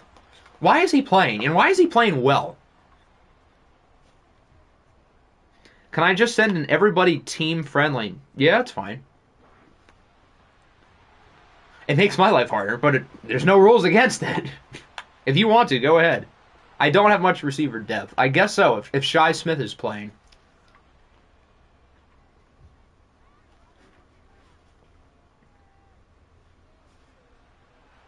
Darnell Washington again. Total pain. Obviously, Joey Porter or Brian Branch would have been a better pick, but I imagine Howie's operating under the assumption that at the bare minimum, Nolan Smith can be a rotational pass rusher. Does it make your life... I mean, it's not that much harder. It's like 3 minutes. So, it's not really that much harder. It's more so because I have to do it for every player there instead of, like, the relevant ones.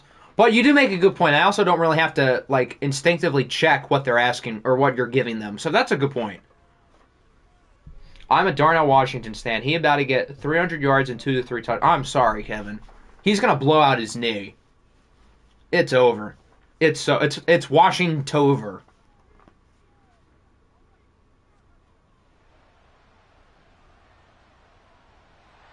Oh, there's Darnell Washington again to the 19. What are his numbers today? 8 for 137 and a touchdown. Are we adding the games to Meme of the Year or no? I mean, it's too late to add it this year, but like, we can do something, and obviously we know deep down in our hearts that this was the funniest thing that happened this year by far. Darnell Washington proceeds to do his best Damar Hamlin impression. Jeez, that's something. I can see it now. Darnell Washington's going to be on the all OFL team. I mean, it's only 1 year, but he's certainly off to a good start, especially if they keep the playbook.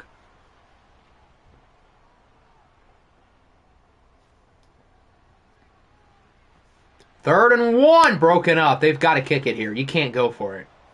You got to take the points and take your 2-score lead. Chauncey Gardner-Johnson with the deflection. They will kick, as they should, I figured. Watch it be a fake kick. That would be disastrous.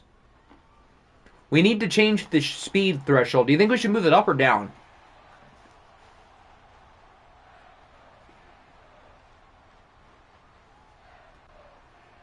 I mean, I guess players should maybe move a little faster, but I mean, I haven't noticed anything blatantly. But if you guys have, I'm happy to change it.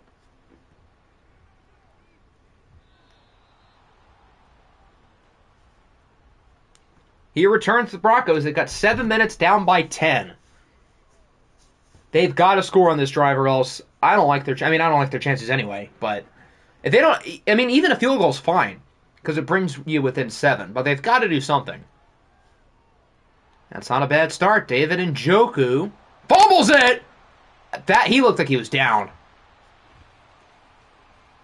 I think this is going to be reversed. If not, though, the Broncos might be toast. Yeah, it's going to be reversed. I figured.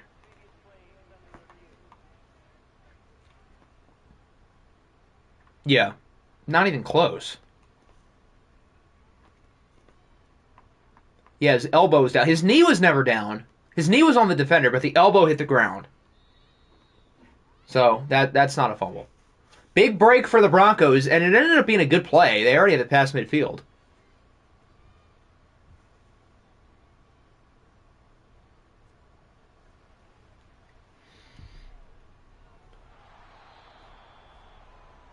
There's a poll, and oh, someone put it in press release. Okay, fair enough.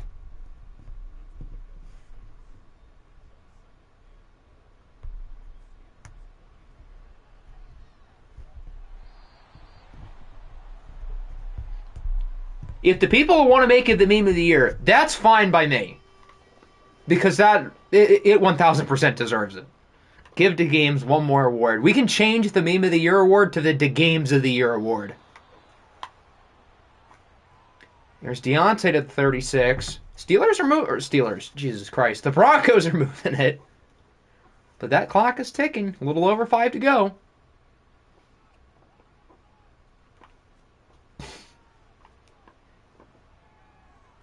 Ooh, nice grab by Deontay.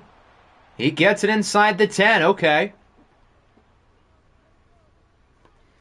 We could also do the playoff award, but that's also fine too. We can the game time can be the regular season and the playoff postseason meme of the year. Would it be the game's 4th meme? That sounds right. He's got to have a lot. Ooh, nearly intercepted. Just the games award. We should have like who made the biggest jinx this year. That can be the games award.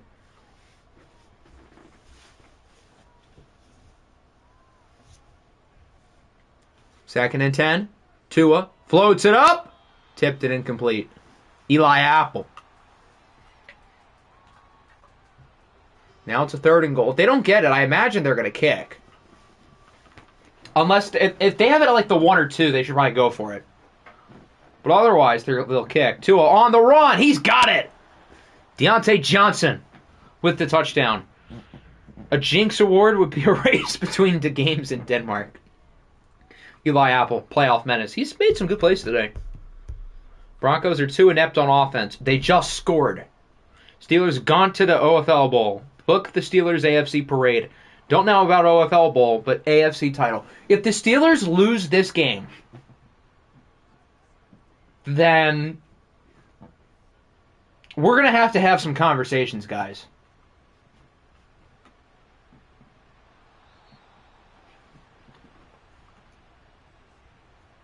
First time I ever talked about the NFL at my school was complaining about the pass interference in the Super Bowl by Eli Apple. I don't even remember that play. I remember the play the Bengals were upset about late with Logan Wilson being called for a flag. I don't remember the Eli Apple one. Or what was that the Eli Apple play?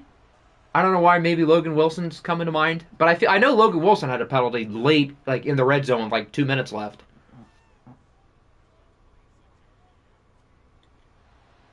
Second and 6. They're going to throw the ball wide open downfield as Laviska to the 48.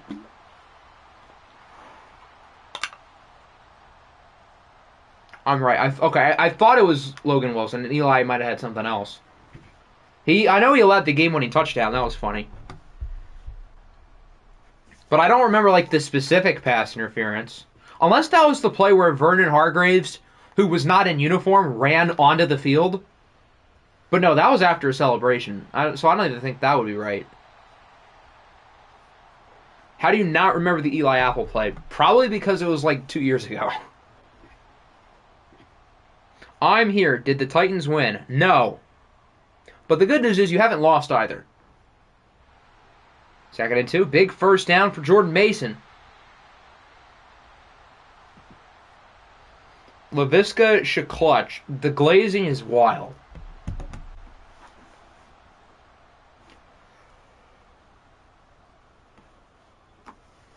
Steelers are officially in true clock mode. If Denver stops them to a field goal, that's a win. They're still throwing the ball. Who do you play? You play against the Dildos.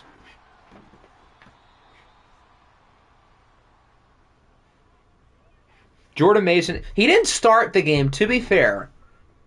Ramondre Stevenson got hurt on like the first offensive play of the game. But he didn't start. Here's Mason. Breaks off a big run.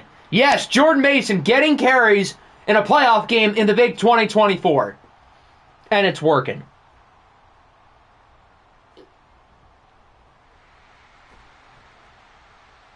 Denver's got one timeout left. Who won 40-10? The Dildos won 40-10.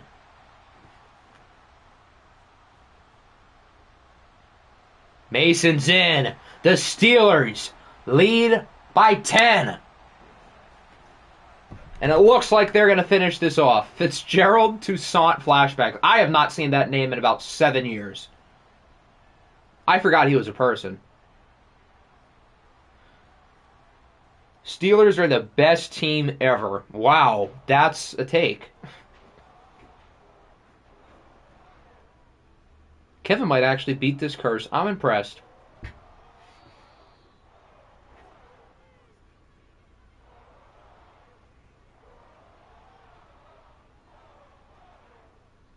Texans won 45-14, then got blown out by the 1 seed. To be fair, the 1 seed then got blown out in the next round. So, there's also that. Denver's got to move quick. That's not how you do it.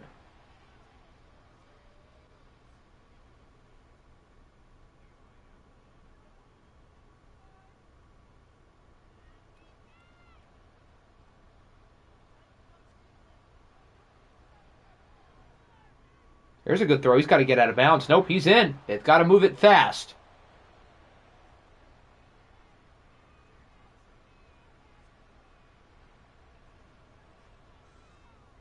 That's not going to do anything. Trading your best player to your rival just to beat them twice in the 2 biggest games of the year. Doesn't get better than that. Who would have thought the Steelers would have done that? Deontay again to the 38. Denver's doing what they need to so far on this drive, but they would need a touchdown, an onside kick. We can send the onside kick. And then another touchdown. Or they could get a field goal with one of those, to be fair.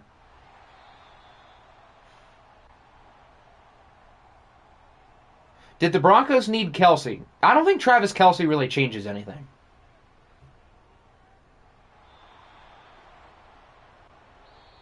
And they used their last time out of the 14. Can't wait for Rodgers to retire so I can win the South. I don't know, man. The condoms are right there. Steelers didn't trade with the Browns. That was a good point. Tua might run with it. What is he doing? He doesn't know what he wants to do. And he throws it away. That's not the worst decision. Why did they not have anybody towards the end zone?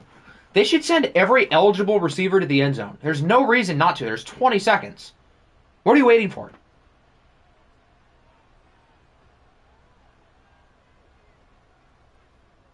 That clock is churning away. Tua throws it away again. I was better than the condom. I know you were. But that was this year.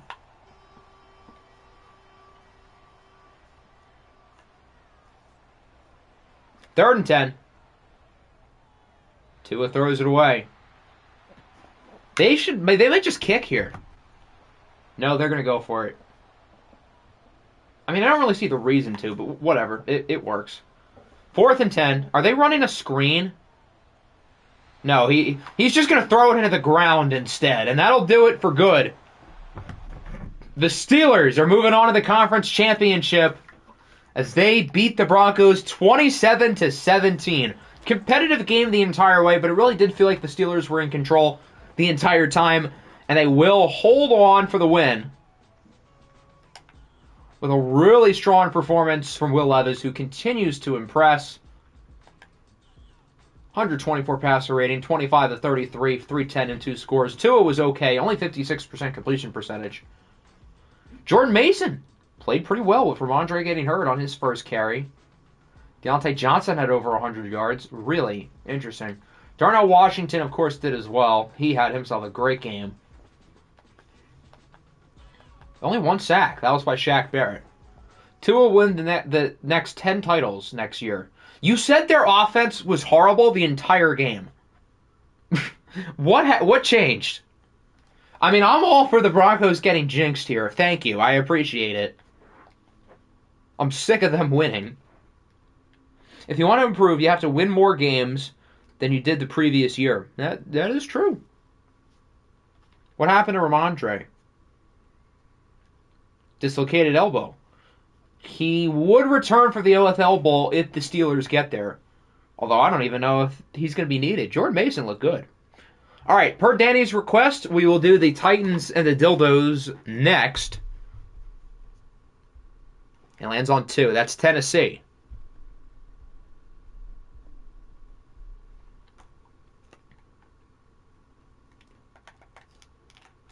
Oh, I don't have to go anywhere. They're right there.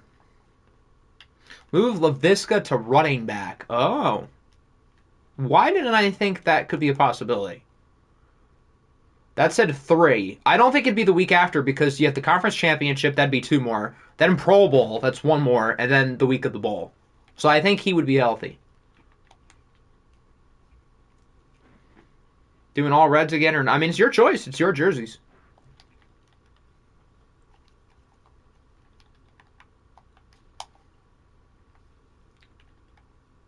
He's an 83.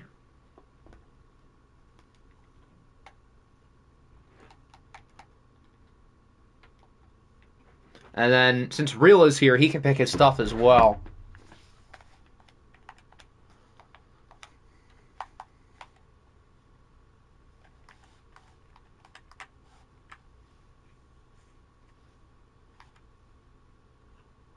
How do I join? That's a great question. Do I already have the link copied? I think I do. No, I don't. That's weird. I haven't copied anything else in the last hour, but...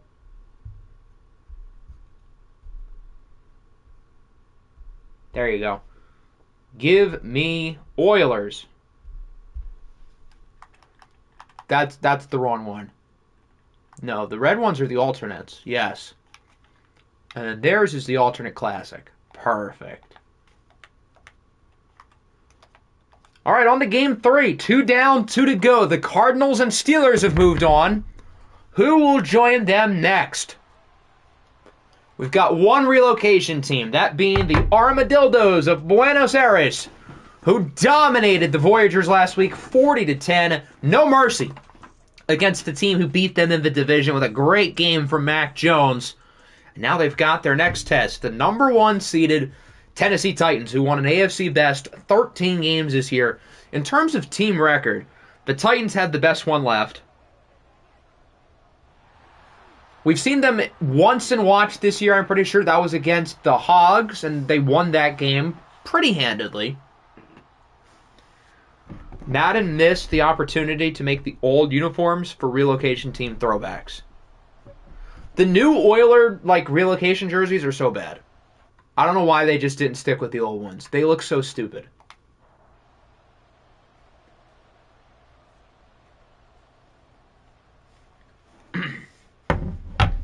Tennessee will start with the ball.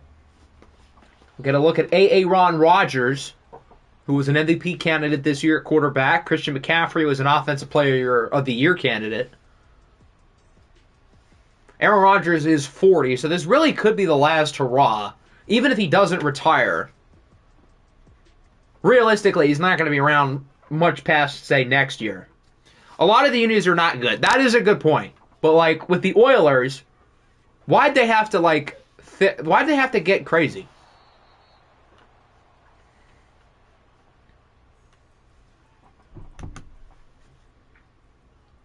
They didn't have to, completely overdo it with them, I feel like.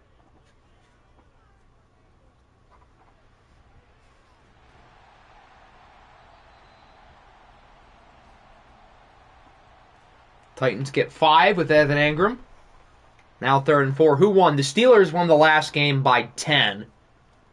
So they'll play the winner of this game. They will either travel to Tennessee or host the Dildos.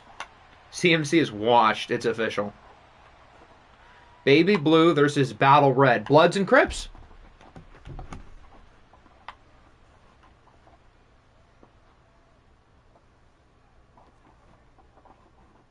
Play action.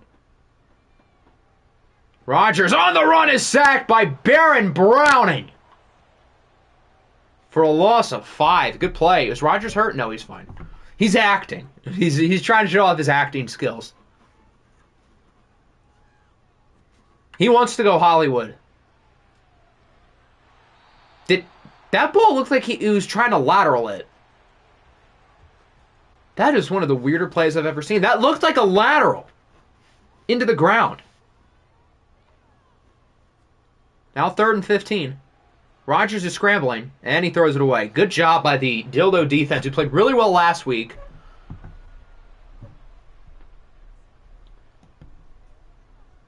Only allowing 10 points. Their offense was even better. This team scored 40 a week ago against the Voyager defense, who's really strong. Wish the Discord had an art channel. That'd be kind of cool.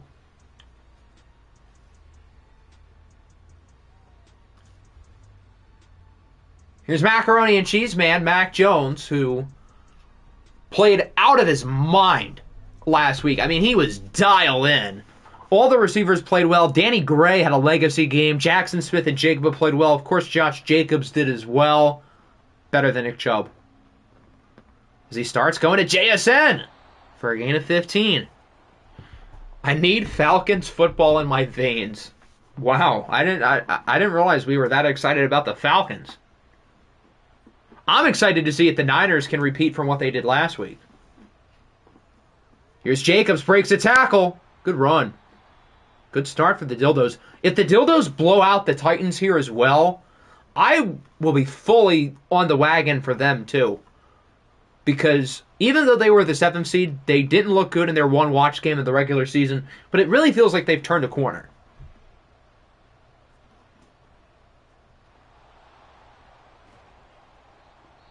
Hug me, I'm scared. Dennis Gardick is hurt for the Titans. Going to the locker room, not ideal. Falcons-Steelers Bowl. That'd be kind of a fun game. Up the middle, another good throw and a first down, 15 more for Luke Musgrave. Trading Jonathan Allen was low-key the saving grace. The ironic part is if you win, you're going to have to play against Jonathan Allen in the AFC Championship. But, I mean, getting picks for him and still making a run here kind of works.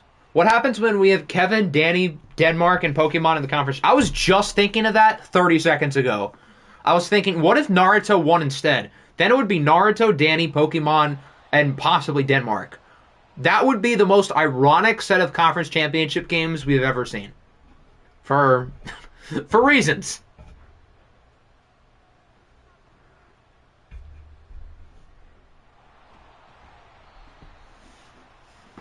Didn't think we would have a conference championship this soon where Danny's the best coach in it. But now that Naruto's lost, Kevin is arguably the best coach left. I mean, Troy's really good too, though. But Troy also has to beat the Niners. Pokemon versus Denmark NFC Championship game ruins everything. I mean, to be fair, at least with like the Niners, they were built to be good this year. So it shouldn't be like that crazy. Oh, Jackson Smith and Jigba's hurt. Uh-oh. Is he going to the locker room? No. Okay, well that's a relief for the Dildos. That could have been bad.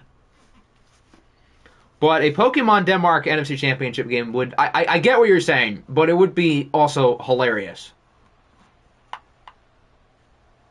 We probably will never have this again, because there are going to be probably a few teams who break away over the next season or so in both conferences. So we better enjoy this before the Chargers rise above the crop. Jacobs gets it to the 1. They got to run it with Jacobs on third down, and if they don't get it, run it again. Power it in. Grown man football.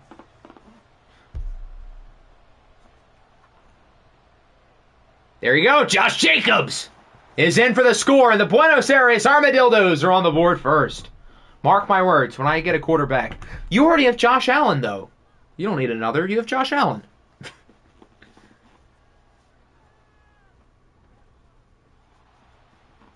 A 12-play, 4-minute drive for the Dildos results in 7. And now the Titans got to respond before the Browns come back and win 6 games next year. Hey, progress. Rome wasn't built in a day. How good is the Falcons' defense? Their pass rush is really strong. Kayvon Thibodeau and Chase Young have gotten some really good numbers this year. I don't know if it's fluky or if it's legit, but the pass rush is probably their biggest strength. Both of those guys were pretty high picks. I think Chase Young was their second rounder. What a weird catch. Kayvon Thibodeau couldn't have been much later. He would have been round 3 or 4.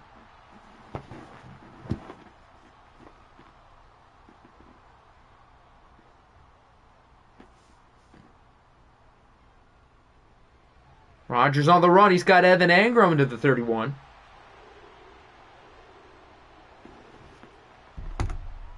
How good is the Falcons' offense? I mean, they're fine. Brock Purdy, James Cook. Hunter Renfro's played really well for them. It's nothing spectacular. I don't know if their offense is built to play well and watched.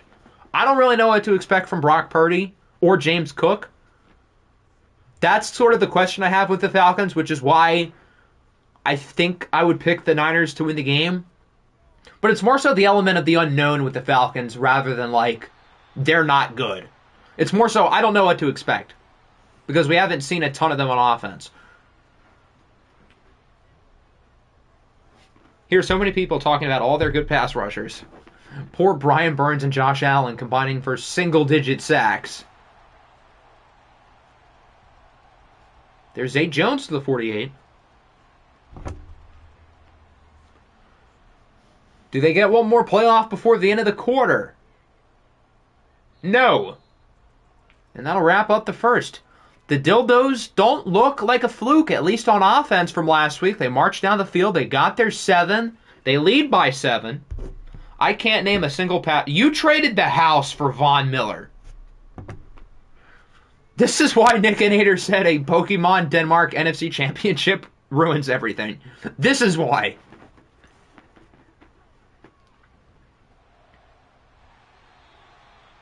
Zay Jones to the 32.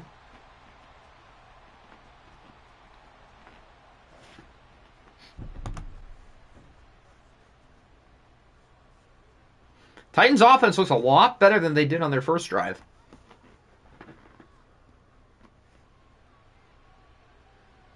There's another play. That's Zay Jones again at the 19. Matt Milano, Justin Simmons. Those are not pass rushers. Those are not edges. Not even close. Justin Simmons is a safety. He plays farther than anyone from the line of scrimmage. Nice hit. Rodgers throws it away. My test sims showed them both getting at least 10 sacks every time, and they get less than 10 together. I can relate. I feel like every test sim I did was better than like the actual statistical outcome of the season. Every time I tested after the Rashawn Gary trade, he always did really well, but then in the actual thing, he did nothing. Which is why I'm like still optimistic for him in the future.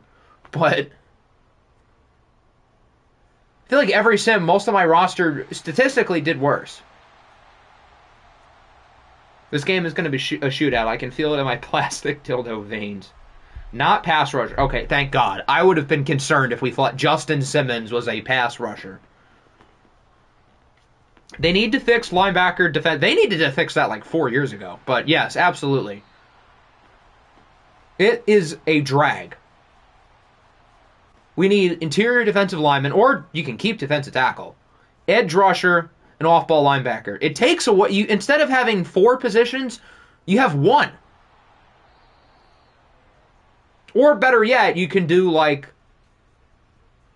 I don't know how they would potentially want to change it up based on like schemes. I mean, I guess that's kind of what they already have. But like, say I run a 3-4 or something. Good stop. I'll get back to my point in a second. Let's see if they go for it. They should. They have it at the 1. Boo. Weak. I wonder, like, the one thing I question if you have just an edge position is, like, will the game distinct? Who's better to have as your 3-4 pass rusher, like, as your defensive ends, and then as your outside linebackers? Like, are they going to put the 250-pound linebacker at 3-4 end, and then the 300-pound, basically, defensive tackle at linebacker? That's the one question I would have with it. But Madden's not going to do that anyway, so we don't need to figure it out, because we know Madden's just going to stick with what they have. Can't wait for the draft. First time I submitted a player. Nice. When will the draft be? That's a If we get the season done by Sunday, I think we can get the off season done in like 2 weeks. So probably about 3 weeks is when you'll get drafted. Just have like subcategories. Yeah, I guess that works. I mean, they kind of already had that with the rush defensive ends, but still, it's not like it's not even close to perfect. You could still have like a pass rushing linebacker, like in the Dragon series. This happened to Harold Landry. He's a 3-4 outside linebacker in the Titans 3-4 scheme. He goes to a 4-3 team and plays 4-3 outside linebacker. I wish Madden knew how to fix that. I had to move him to defensive end myself. Nothing for Jacobs. Dildos have to punt it. Big stop for Tennessee. After the great first drive by the Dildos. Are we going to get a what a punt? No. That was a bad bounce.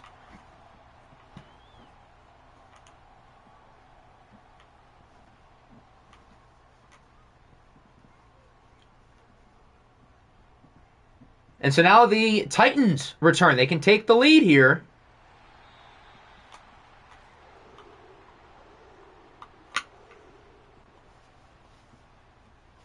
They brought it all the way to the 1 on their last drive, but they only got 3.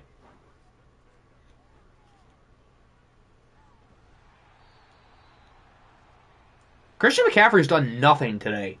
The Dildo run defense has been really strong. They held up last week with Swift. Now the bigger test with McCaffrey. They've been really getting right as I'm gassing him up. He gets like 10. Did you hate playing Dan on the... I don't think I ever played against Dan on the Ravens. I can't think of the time we did, because he was only in the league 3 years, in the opposite conference. So I don't remember ever playing him. Maybe we did once, but I don't even remember that game.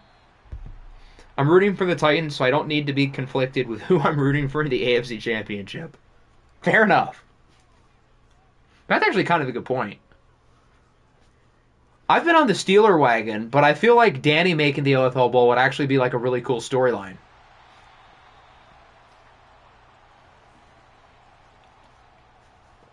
That'll bring us to the 2-minute warning. In the first half, Dildos lead 7-3. If the Dildos can at least just keep the lead going into halftime, then I will like their chances going into the second, being that they start on offense. Broken up. I think that's Joey Porter Jr. who got a hand on it.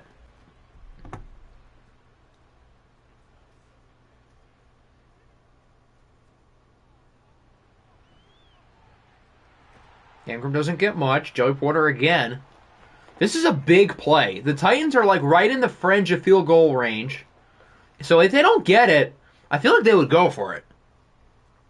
This is a really weird spot. And they won't give it to him. He caught it 2 yards past the line, but they all pushed him back. And it's not even like a 4th and inches. It's a 4th and 2, and they're going to kick. 53-yarder. Not a gimme. I probably would have gone for this too. It's up, and it is good. And it's now 7-6. Who do I think will make the Hall of Fame? I don't know who you guys are considering, so I don't have a clue.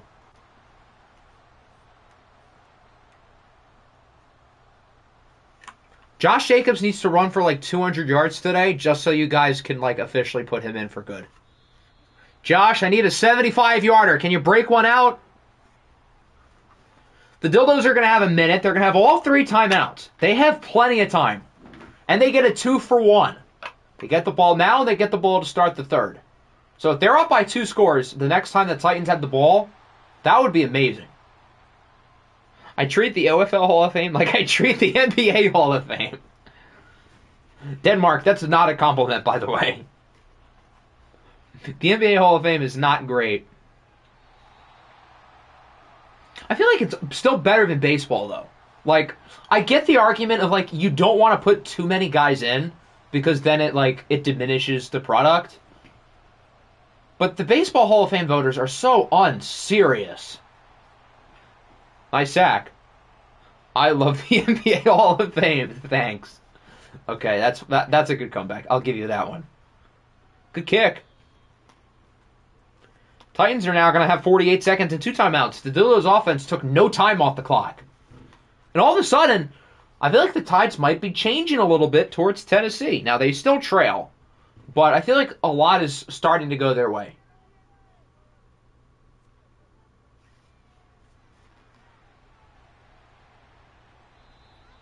They might not even try to... Oh, they are. I respect it. The Bears didn't try to score at the end of the half. What happened to them? They lost. Good on you, Tennessee. Good on you for trying. They took 20 seconds to snap the ball, though. Rodgers is just going to run with it. And they're still going to try. They're going to call time with 17. I don't know why they're going short, but okay, whatever. They called a timeout. They look like they're about to run the ball. It looks like they have 4 tight ends on the line. Yeah, they're just going to run it. Then why call the timeout if you're just going to run the ball? Huh, whatever. Weird drive. The Dildos lead 7-6 going into halftime. 1s, 2s, and 3s are 0-5 in this year's playoffs. If the Titans lose, they will fall to 0-6. The only way I could be a part in a project that was in my life and not be able to be part is to make money from my job as well. I just had a stroke reading that, I'll be completely honest.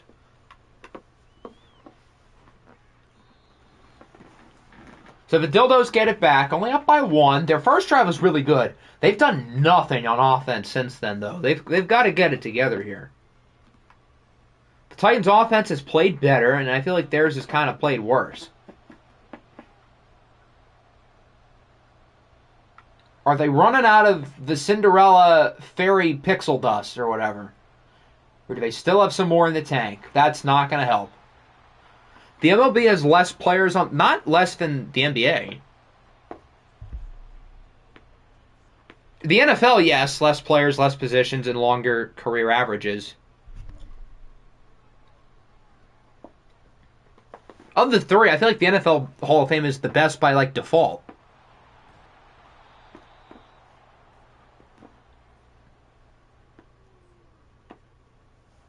Jacobs gets 7. 3rd and 5.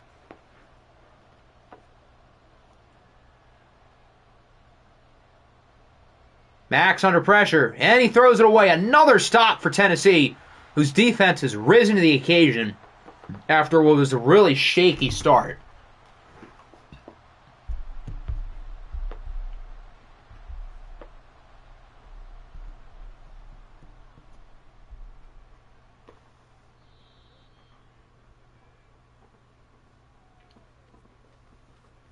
So now the Titans can take the lead. They could have on the last drive, but their offensive coordinator has the clock management of a 4-year-old, so that can't happen.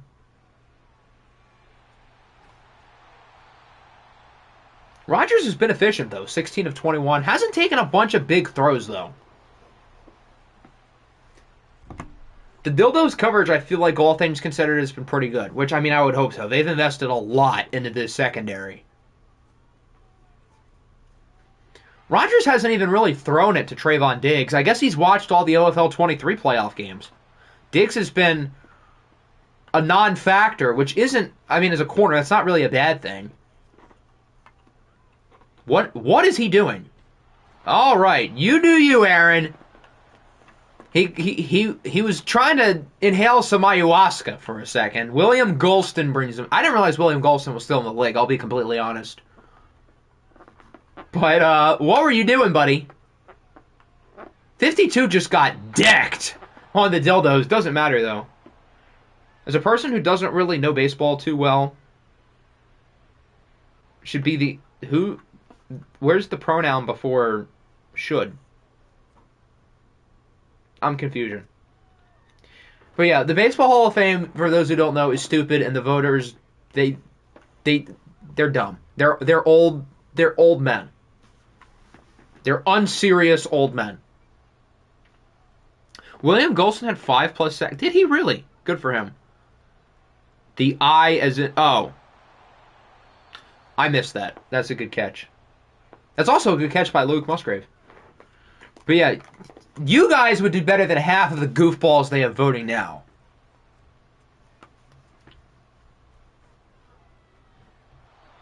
Mack fires for Jackson Smith and Jigba. Rayshon Jenkins is hurt for the Titans.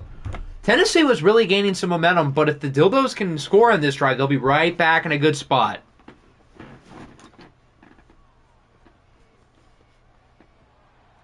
Luke Musgrave gets 3 and then is flipped on his head.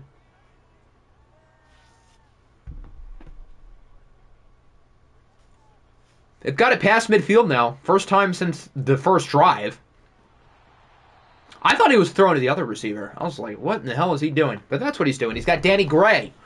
That's his first catch, coming off a great game last week against the Voyagers. He hasn't really done anything here today. 3rd and 1. Jacobs gets the first down. And the drive continues. They're getting pretty close to field goal range. First order of business. Shoeless Joe, in. Barry Bonds in a Pirates hat, in. Ryan Howard, in. Ryan Howard's prime was ridiculous, but let's not get too far. Why am I just realizing that the Dildos uniforms look like Iowa State? That's actually kind of the good point. I didn't see it until now, but I 100% see it. You are onto something. Take Babe Ruth out. Babe Ruth probably slept with a lot of different women. That's just a complete guess. So yeah, take him out. Cheater. And not Barry Bonds cheating.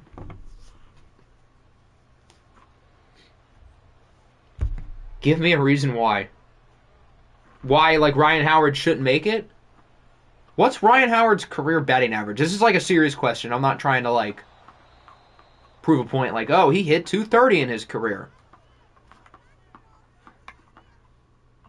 Oh boy, JSN's going to the locker room. That is not good. Oh, Babe Ruth out. Oh. I think he was kidding.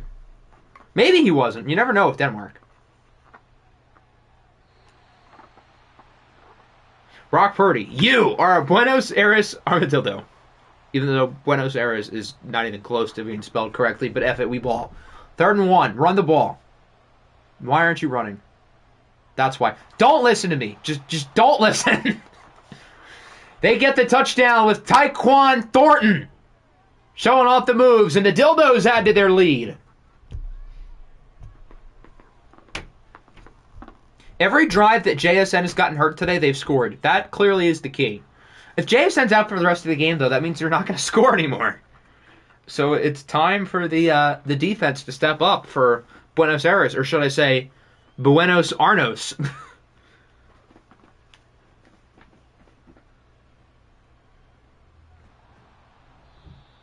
So the Titans trail by 8. It's still a one-score game, but they have not scored a touchdown today, and they kind of need to.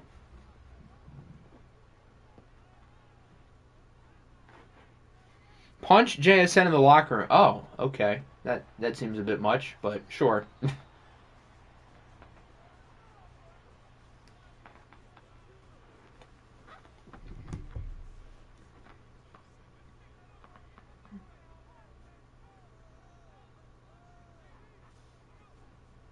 Back to CMC.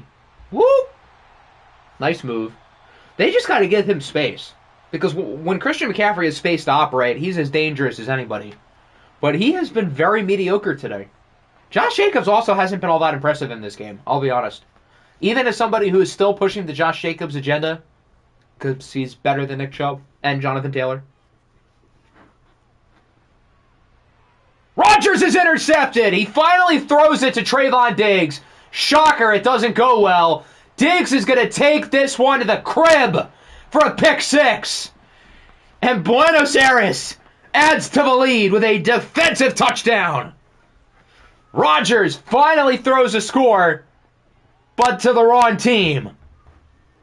There's the OFL 23 Trayvon Diggs we all know and love, except for those like me who did not love him at all and actually strongly disliked him last year. Danny, Kevin, AFC Chip. Who had this on their bingo card? Not me.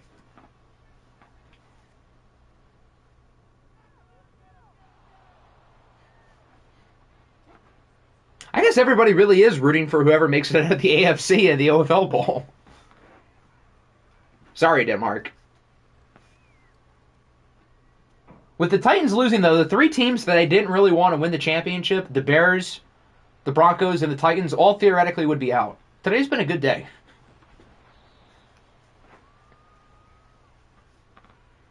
Now, the Dildos still have to hang on. The Titans' offense hasn't really shown us that they're going to come back in this game, but they've got the talent to do it. I would make the MLB Hall of Fame and Intersport Hall of Fame. Sorry, Barry Sanders and MJ will be in. Okay, all right. There's something. Zay Jones to the 26. Barry Sanders. What am I on? Oh, you mean Bo Jackson. Oh, or Deion Sanders. Probably Deion, yeah. Hang on like the OFL 23 Bengals hanged on to a 24-3 lead. How about we zip our lips and we learn when it's our time to talk? And right now it's not your time to talk. I'm not sure if I've played a corner as good as Diggs. You guys have played a corner of his level in practice every week. His name is Patrick Surtain II. But this, kids, is why Danny used a top 10 pick on Trayvon Diggs and why it was not a mistake at all. In the regular season, he'll make an impact, but he's not going to, save your team or anything. In the playoffs, though, different animal. I meant Deion. I figured. So Deion Sanders, Bo Jackson, Michael Jordan. I can't really think of anybody else.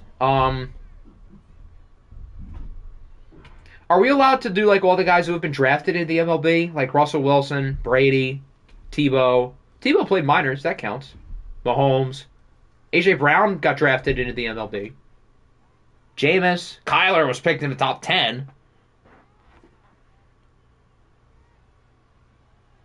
Third and 11, incomplete. They have to go for it here. No reason to kick.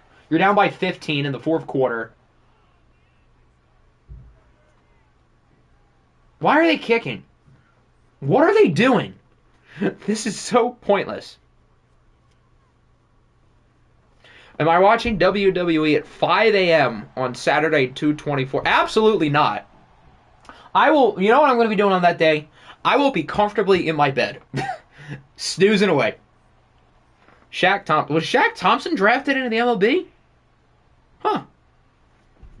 I gotta see this for myself. I had no idea.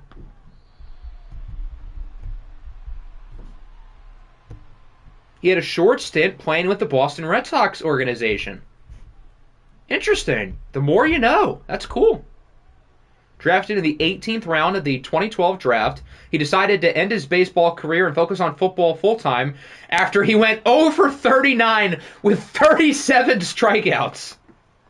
Oh, God. Okay. This story took a downhill turn fast. At least he made it, though. That's still something. But that might be the worst professional baseball career I've ever seen. Your best receiver is Zay Jones. Zay Jones has had a really good game today, to be fair. Golden Tate was drafted, that's right. I almost said Jeff Samardzija, but Jeff Samardzija was the opposite. Jeff Samardzija was a dog at Notre Dame, I'm just saying. He was a really good receiver. I think him and Golden Tate were on the same team at Notre Dame. I could be wrong. Pat Connaughton was drafted into the MLB. Are we putting Tom... That's what I'm saying. Tom Brady is the last active member of the Montreal Expos to play. To play is very general. Because obviously it wasn't baseball. Was Stafford ever drafted? I don't think so. Can Jared Goff get in? He didn't get drafted, but his dad was in the majors for a while. Look at Jacobs. To the 25. Thornton's hurt. That's not ideal. They already lost JSN. Dan Marino. I did not know Dan Marino played, or at least was drafted. That's interesting. That makes sense.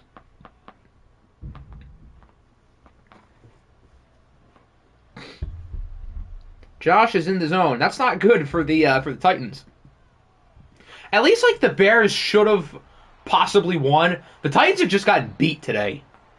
Eric Decker. I did not know Eric Decker got drafted. Jeez. I need to step up on my drafted into the MLB now playing football knowledge.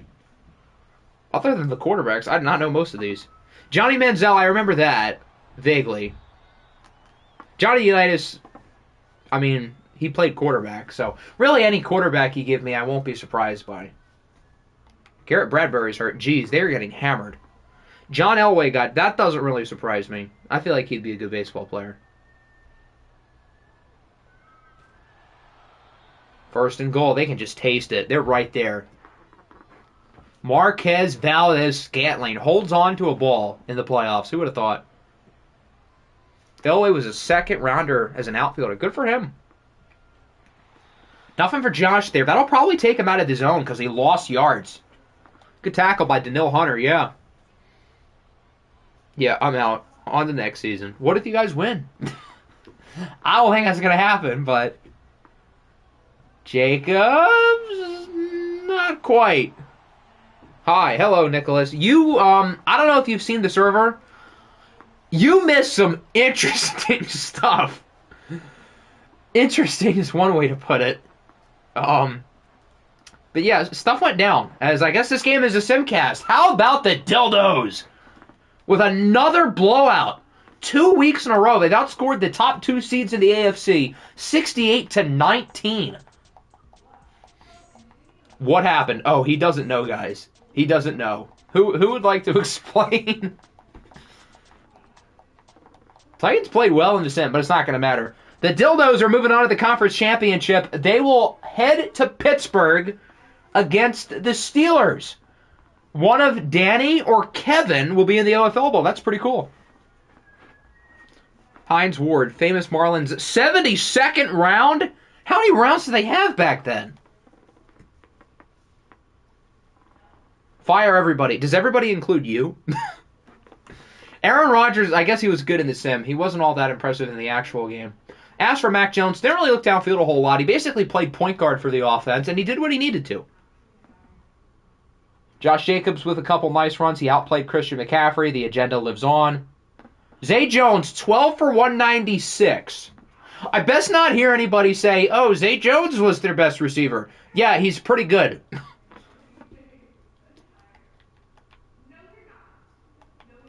2 sacks for Baron Browning, and of course the pick 6 by Trayvon Diggs, which I think really changed the complexity of the game.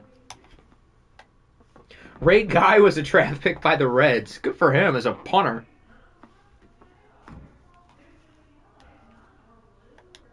Someone tell me what happened. Okay, so go back to the first game of the stream, the Bears game, and go back to like the 5-minute mark in the fourth quarter and watch the end of the game. That's what you need to do. Because it was, oh wow, he tore his tricep. Ugh. What happened to JSN? Nothing. He's fine. That's a big deal. JSN fully healthy for the conference championship. All right, and with that, we are down to 1. The Falcons and the Niners. Number generator lands on 1. That's San Francisco.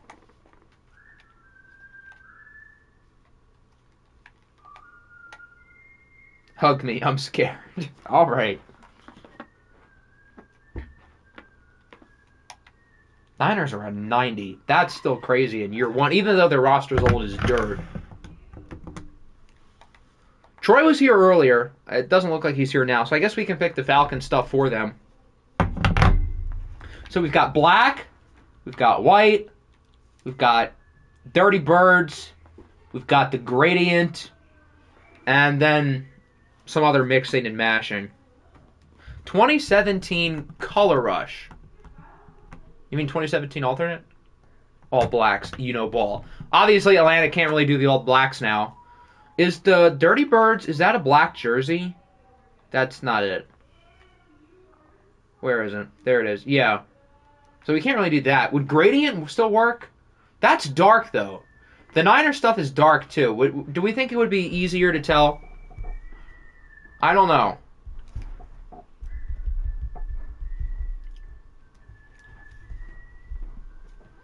If not, we can do...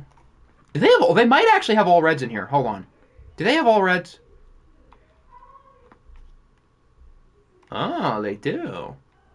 Okay, so all red works with the Dirty Bird helmet.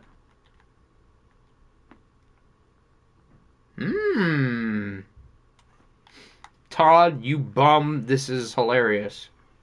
Who's Todd with 2 Ds? I don't know who that is.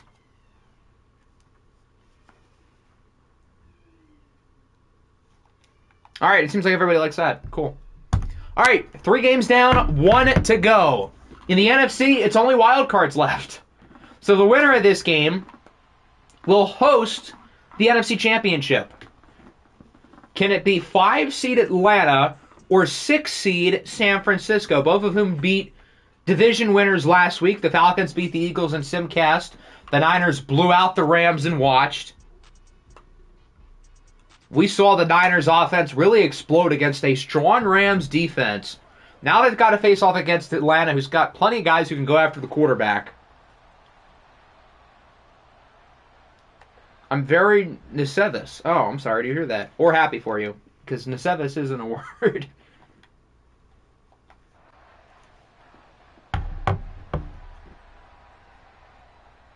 I beat 2 curses. That's impressive. Not a lot of those could say that. Okay, the jersey combos, like, this is very aesthetically pleasing. We made some good choices, guys. Good job.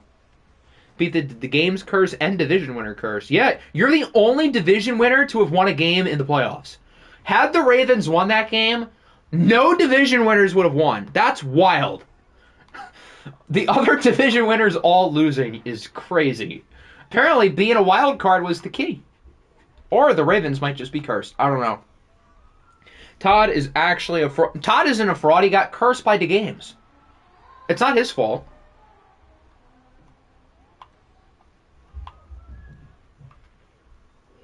I should be against Todd here after all the smack talk he's had. But, like, if the games keeps his mouth shut, the Bears would have won.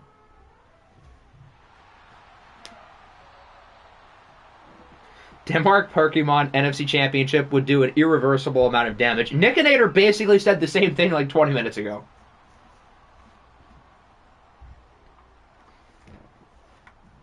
Need a Hayden Callaway and Kelvin Pickney, don't we all? Did the games vote for you? I don't think so. I think he just lost. Todd has a built-in excuse. You don't. I don't either. And neither do the Panthers.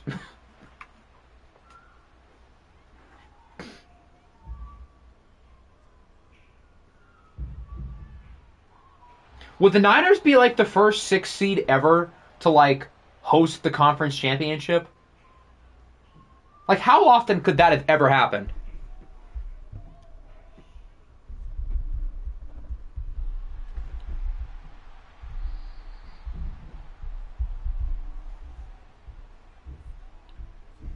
Now it's a 3rd and 6. If the Niners can get a stop, that'd be a good start. Never wanted Brock Purdy to win more than today. Purdy lobs it up, wide open, to the 20. Given that the 7th seed has been around for 3 seasons, that's a good point. I'm also counting OFL into that, but I don't think we've ever had a 6 and 7 conference championship. The first year of 22, that wasn't a 6-7, was it, with the Browns and the Shamrocks? I don't think that was a 6 and 7. But I feel like I remember those teams being like seated low. There's a non-zero chance they're the first 6 seed to host an O. Well, to be fair, nobody really hosts the OFL Bowl. But I see what you're saying. No. Okay, so then I guess this would be the first 6 and 7 conference championship. Again, if it happens. We won our division. Okay. So Matt Corral did win a division with the Browns. All right. This helps my agenda. Good sack by Grover Stewart. I'll make it a 3rd and 18.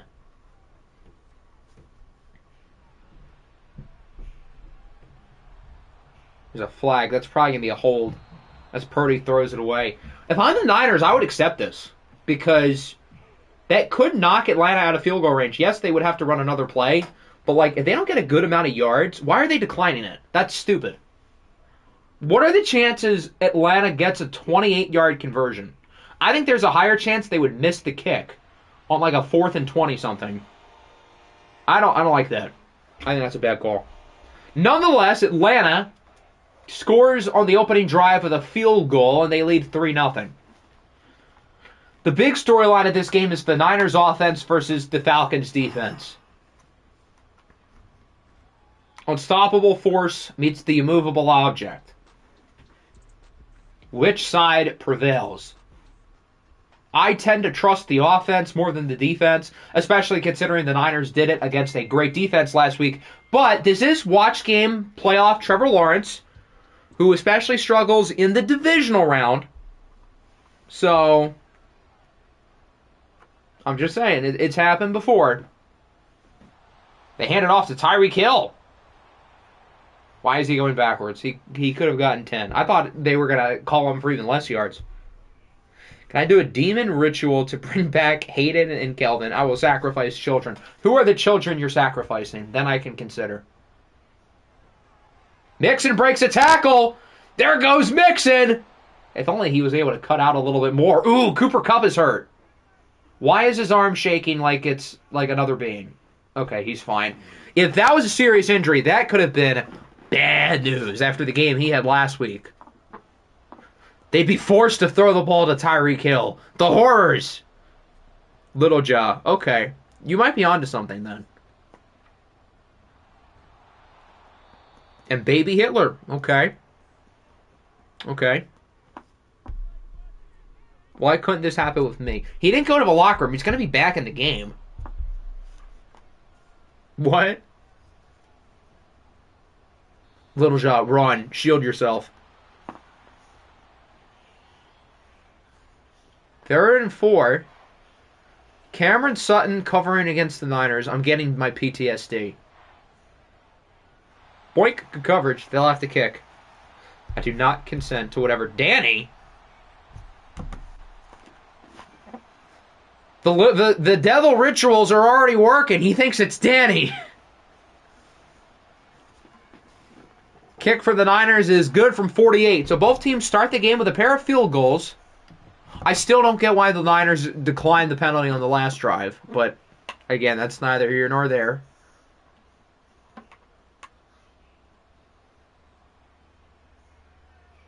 And so we're tied at 3.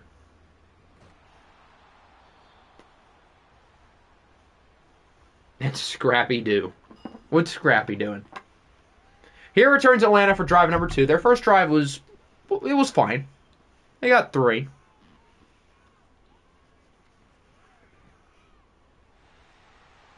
James Cook with the juke. Good run. Gets like 12. And Scrappy Doo, definitely.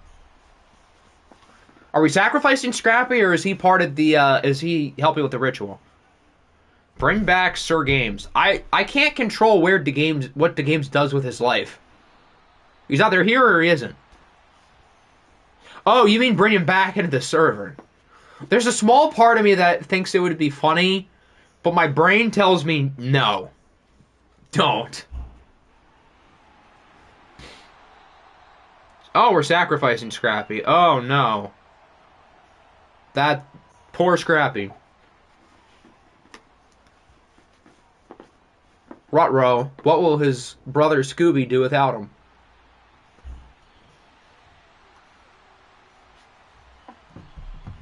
The Games will never be back in the server. I feel like the Games could force himself back. I mean, he forced the literal outcome of the football game today. He can do anything he puts his mind to. Let him replace Original. No, that's too far. So, more? Yeah, I mean, if you want to. It's his cousin. Same thing. Cousin, brother, whatever. 3rd and 4.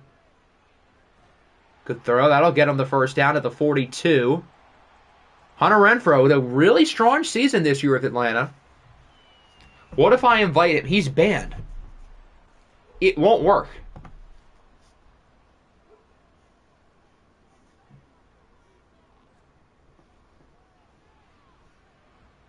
Do you support the ritual? Grover Stewart apparently does. He has 2 sacks now. He's having himself a game. Who needs Cameron Hayward and Von Miller when you have Grover Stewart? Unban. I don't think that's in the cards. No. Sorry. All right, that'll bring us to the end of the first quarter.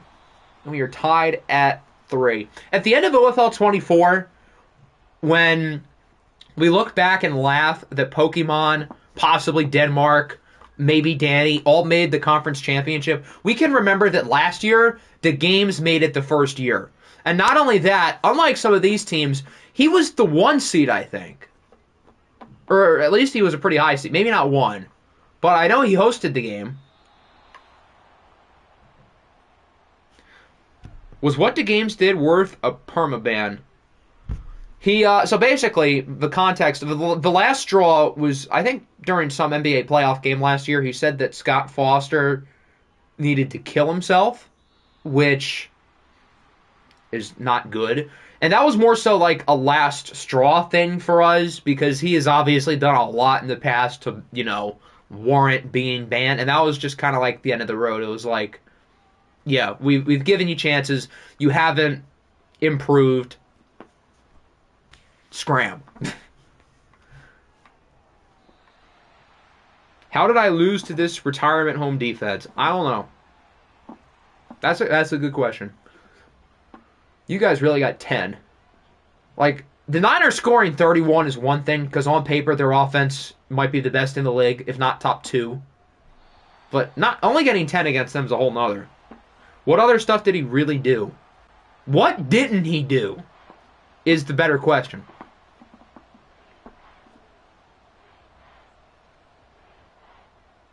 He said anti-Semitic stuff, or I don't remember exactly what he said, but he said stuff kind of like that, which is weird because he's Jewish. I'm trying to think of like other specific examples. I don't have any off the top of my head, but put it this way, it was obviously warranted. We knew the kid had a screw loose.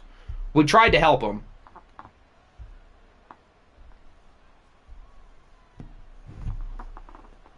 Lawrence is going to launch a rocket down the field for Tyreek. It's dropped. I think the corner got a hand on it. Sean Murphy bunting.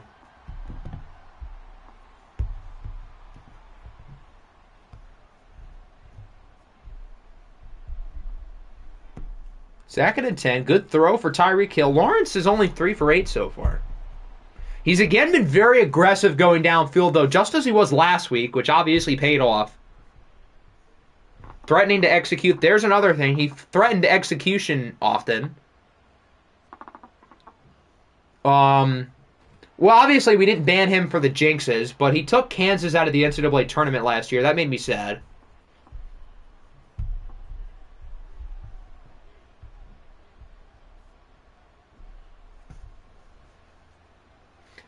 He did the Noah Ruggles thing, of course.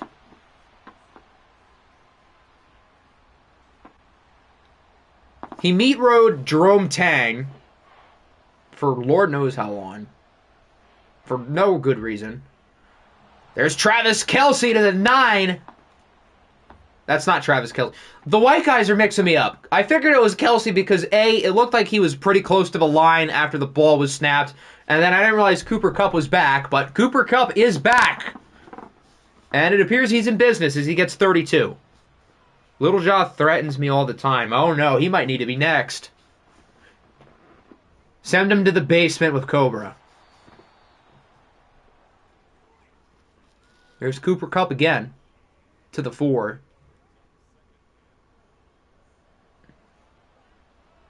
The KKK strikes again. The Coop Kupp clan? The Coop Kelce clan. There we go. Is Cobra dead? I don't know. I haven't fed him in like a week, so maybe. 3rd and goal from the 2. Can they punch it in? They go to Mixon. He is stopped. I think they're going to kick.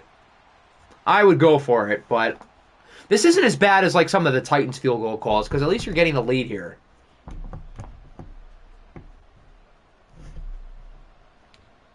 Nope, just in the basement. Littlejohn might need to join him.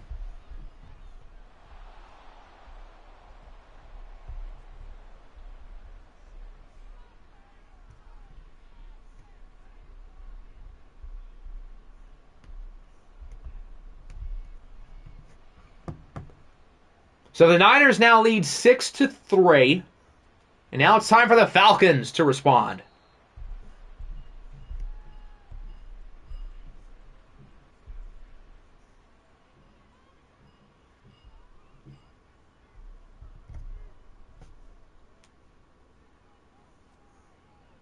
If the games never jinxed Ohio State against Georgia, and our guard didn't fall during the Michigan game, we would have 2 back-to-back chips. Would you? You would have won the first one, obviously. You would have blown the brakes off of TCU. Is Ohio State beating Bama, though? I don't know. If they get by Bama, they're getting by Washington. But we scored 21 unanswered in the second half, so this isn't the end of the world. Yeah, that's true. You're right. It's not even like the offense has been bad. It's just that Trevor Lawrence has missed some throws. But it seems like he's getting more comfortable, and the defense is playing well. Good stop. Bring the games back for a week like a test trial. That sounds like an awful idea. Either we commit to something or we don't. And with the games, we have committed that the answer is no. Tommy Rees offense versus Jim Knowles defense. Coughing baby meets defunct bomb. The stoppable force meets the movable object. Big drive here for the Niners. Let's see if they can go up by 2 scores. San Francisco does start the ball as well. So, who's closest to getting the ban? Not really anyone. Hector and Danny have been good recently. That ball's not out. San Francisco got it back anyway, so it's not going to matter. Had that ball been out, though, that could have been a giant play for Atlanta. But yeah, I don't think anyone's close to getting banned. No one's done anything super bad lately. So let's keep it that way. What's with the Jim Knowles disrespect? That he's not that spectacular? I mean, he's fine. I guess.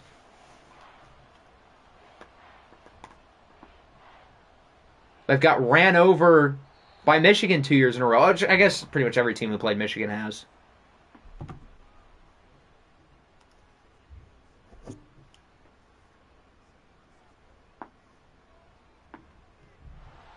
Tyreek Hill. If he cut to the left side, he's gone.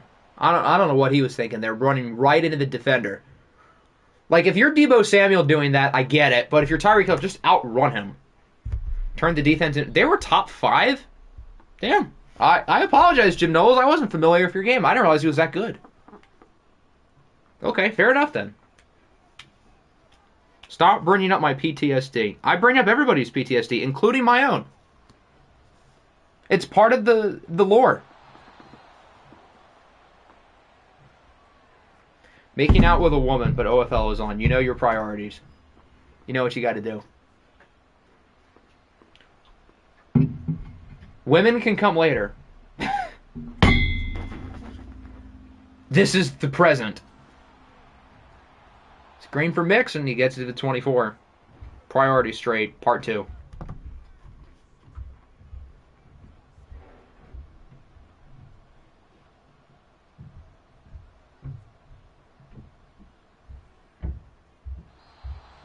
Now to the 14, Cooper Kupp. Why couldn't we play this mid... They're playing well.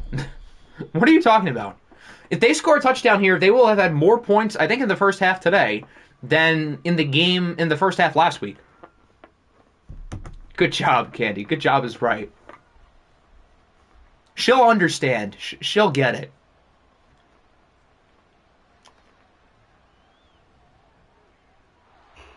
Cordell Patterson gets leveled at the 7, but he still makes the play.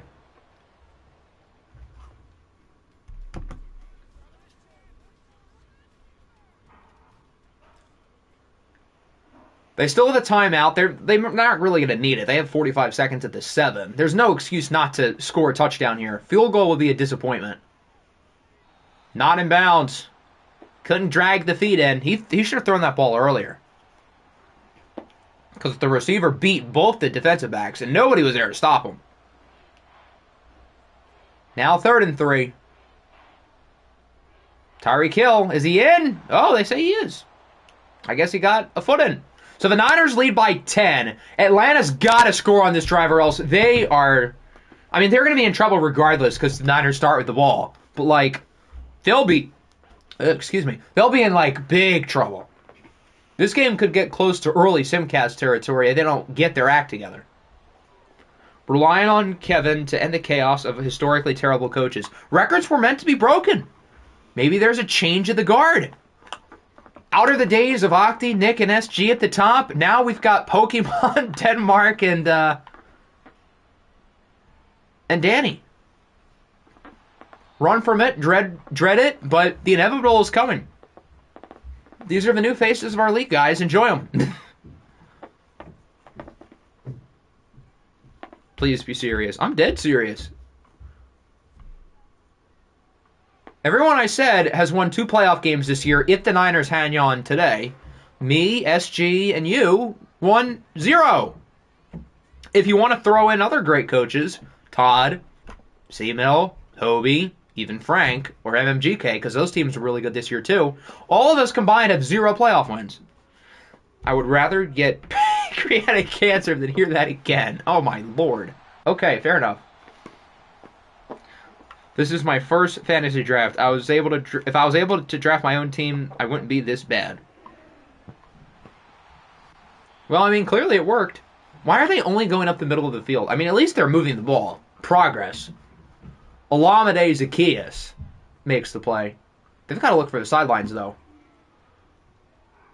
Okay, I mean, that's not what I meant, but that's better than, like, throwing the ball 5 or 6 yards and staying in bounds, I guess. So I guess that play could have gone a lot worse.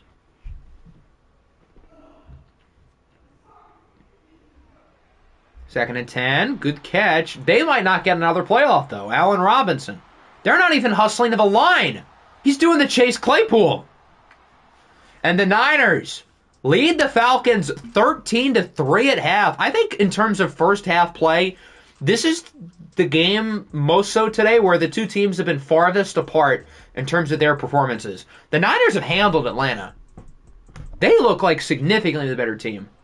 Saw the Knicks were playing the Grizzlies today and fainted. Why is that? Are the Knicks going to win by 50? The Grizzlies have like 13 players hurt. Their best help, they're like leading healthy scorer the other night was Scottie Pippen Jr.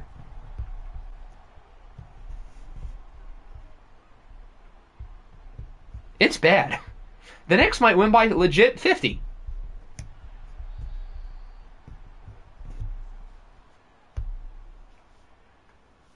We need the Knicks to start losing. Yes, you do. The Knicks are playing well, as is Cleveland, of course. Grizzlies win. If the Knicks score 88 points and lose, I will Venmo you $50. Uh-oh! Trevor Lawrence is hurt! Oh, boy! This changes everything. And for the first time, I genuinely think the Cardinals can make the bowl. Who is this? He made a nice throw, whoever it is. And a broken tackle as well. It's Zach Wilson! Oh, no! Zach Wilson might have to lead the way for San Francisco.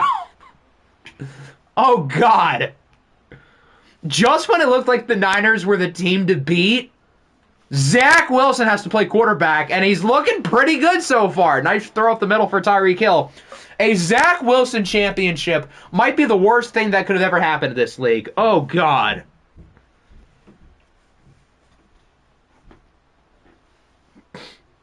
Who's the superstar center? I actually don't know.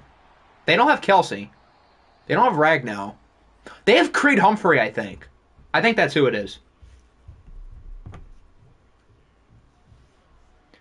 Them playing a China squad isn't good. That's disrespectful to the guys over in China. Some of those dudes can hoop. Jimmer Fredette would get 50.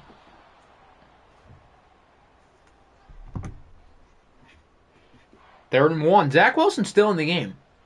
Interesting. Interesting. What if Trevor Lawrence blew out his whole knee and is out for all of next year?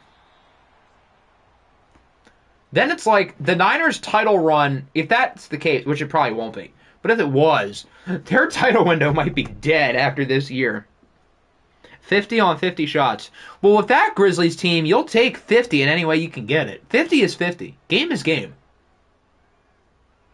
Nice throw to the 7. Tyreek Hill again. Zach Wilson's throwing dots.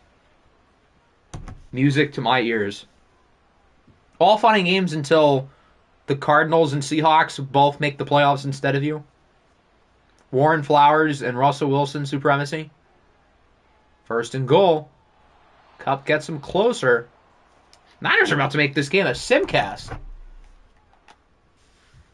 This early into the third quarter. They've got to punch it in, though. Second and goal. Play action. What a catch! For a score by Albert Okwuegbunam. Who would have thought it's him making the ridiculous grab and the Niners make it a 3-score game with a perfect drive from Zach Wilson? What happened to Trevor Lawrence, though? Shoulder strain. Okay, he'll be fine. So Trevor Lawrence will be back for the NFC Championship, assuming the Niners hang on and win, which they should. It's a simcast now. Atlanta gets stopped. Niners are stopped. Okay, Atlanta's getting a little something now. Here they go. They get their touchdown. Niners convert on third down, and it's intercepted by Jordan Fuller. Is it too early to go into the game now, or do we keep simming for another drive? Pokemon with what quarterback? The quarterback who just dominated against the best defense in the league today? That's who. Yes. What does yes mean? Keep simming. One vote for simming. Sim. Okay, fair enough. If Atlanta scores, though, we're hopping in.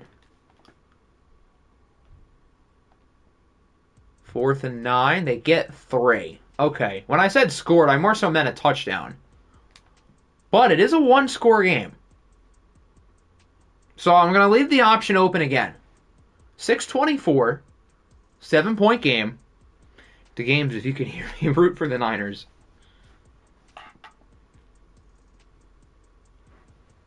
Keep simming. Any objections? Sim. Okay, fair enough.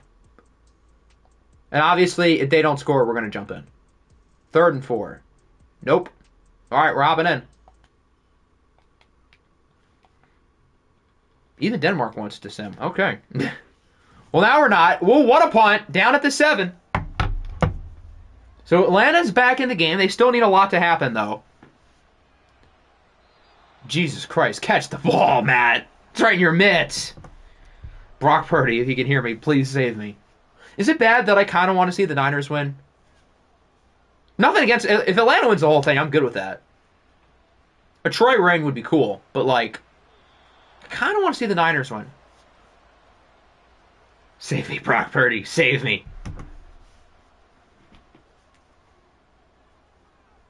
3rd and 10. If they don't get it, what do they do? Is it too early to go for it? I feel like it is, especially backed up this back deep. But since it's 4th and 2, I think you can make the argument. We are all Niners fans. Go KC. See, he gets it.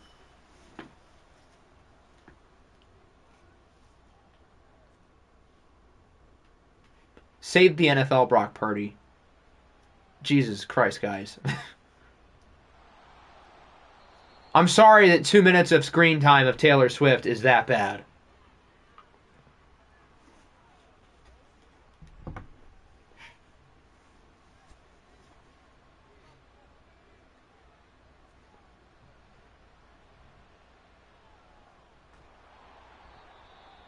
Cam Sutton is hurt. Interesting. He can't allow any more big plays to San Francisco. He's not on the field. Who's in a quarterback? I haven't noticed. Are they giving Lawrence the reins back? No, it's still Zach Wilson. Trevor Lawrence is going to be good to go for next week, but I guess Zach Wilson's going to play the rest of the way. Well, no wonder why Atlanta's back in the game. It's hard to choose between my hate of Brock Purdy and my hate of Taylor Swift. If this was a Packers and Chiefs Super Bowl, I would be the biggest Swiftie on the planet for 2 weeks.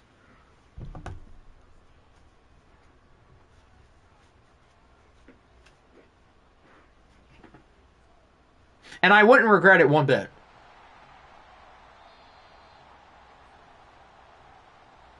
Yes, artificial injuries.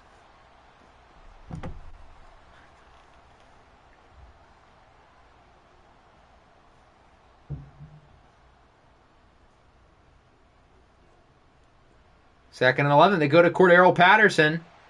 Not much.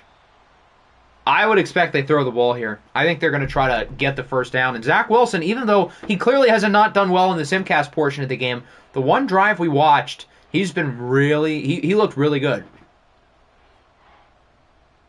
Play action. They will throw it. Wilson! Nope, incomplete. I've been the biggest Swiftie on the planet for the AFC Championship. She did nothing but make the NFL more popular and more money. I will never get why NFL fans care that much. It's 2 minutes of screen time, guys. Suck it up.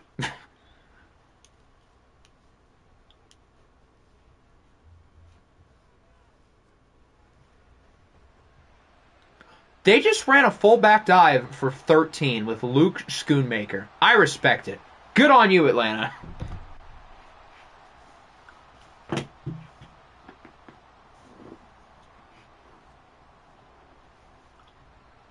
Play action. Purdy's going to run.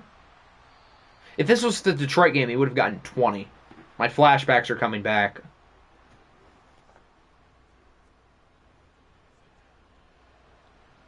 Second and 2 with a minute. Atlanta's got all 3 timeouts. Purdy's running again. Another first down.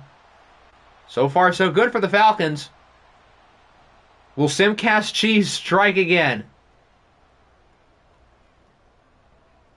Okay, I don't know about running 5-yard passes not directly out of bounds and burning timeouts, but okay. Good play after the catch, though, by Allen Robinson. Purdy, quick throw, first down. They use another timeout, though. They're burning their times. It's more because when Travis does anything good, they don't really show him, but Swift plagues every good play he does. Yeah, I get that they show her a lot, but, like, is it really that big of a deal? Do we really need to care about it that much, guys? We can be grown-ups about this, okay? We can be adults.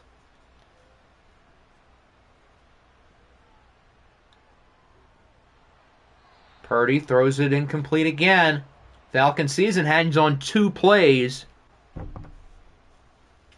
as it's a 3rd and 10. I get it, but at least show his family. I mean, to be fair, she's with his family. So, technically, that is who they're showing. Purdy throws it away. Is everybody praying for the Falcons? I want to see the Niners win. Apparently, I'm the only one. Although, again, as I said earlier, I'm totally fine with Atlanta winning the whole thing. This is Brock without his elite supporting cast. 4th and 10, they got it! I don't know how that worked. They got to burn the last time out, though. Long day at work. Well, good thing it's over, I guess. It's been a long day at work for Brock Purdy, too. He's barely completed 50% of his passes. They don't focus on the family. That's true, but, like, does it really hurt the viewing experience that much? Purdy with a rocket for the end zone. He's wide open. Olamide Zaccheaus ties it up. Wow. How is he not covered?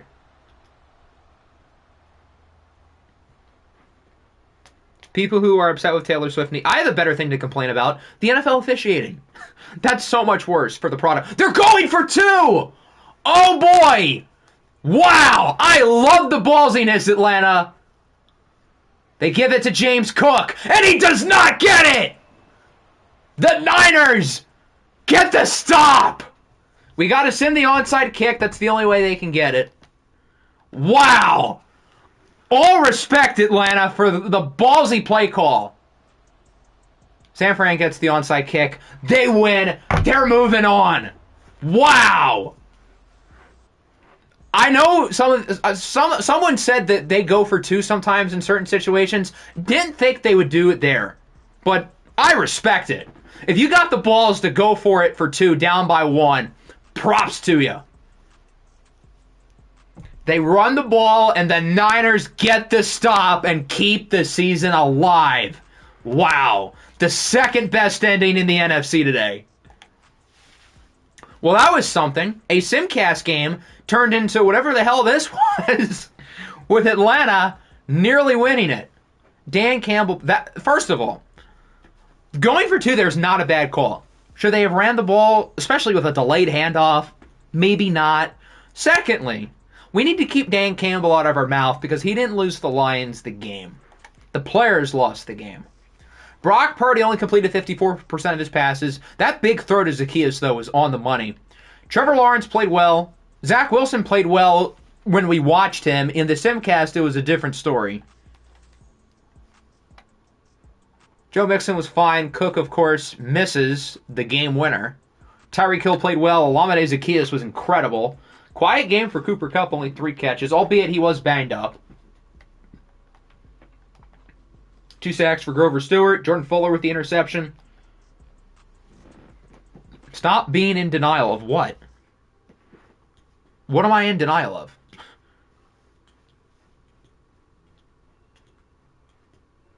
It was all Gibbs' fault. Gibbs fumbled it. Josh Reynolds dropped it twice. JMO had a drop, although JMO played his balls off the whole game, so I'm not going to get mad at him. The defense completely blew it. The Ayuk catch didn't even matter because they would have called a pass interference had he dropped it. So there's about 7 people who you can blame before you can blame him. I would argue you can blame both of the coordinators before him, to be honest. The defense turning into a wet paper bag and the offense doing nothing in the second half is 100% more the reason why we lost than going for it. Of the 3 tough 4th down calls, I only thought one of them at the time was bad, and that was the one that was right in Josh Reynolds' hands that he dropped.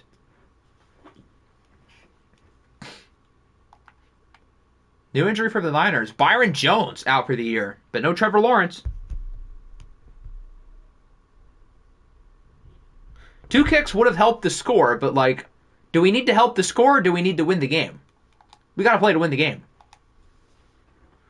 It worked all year. Why go away from it?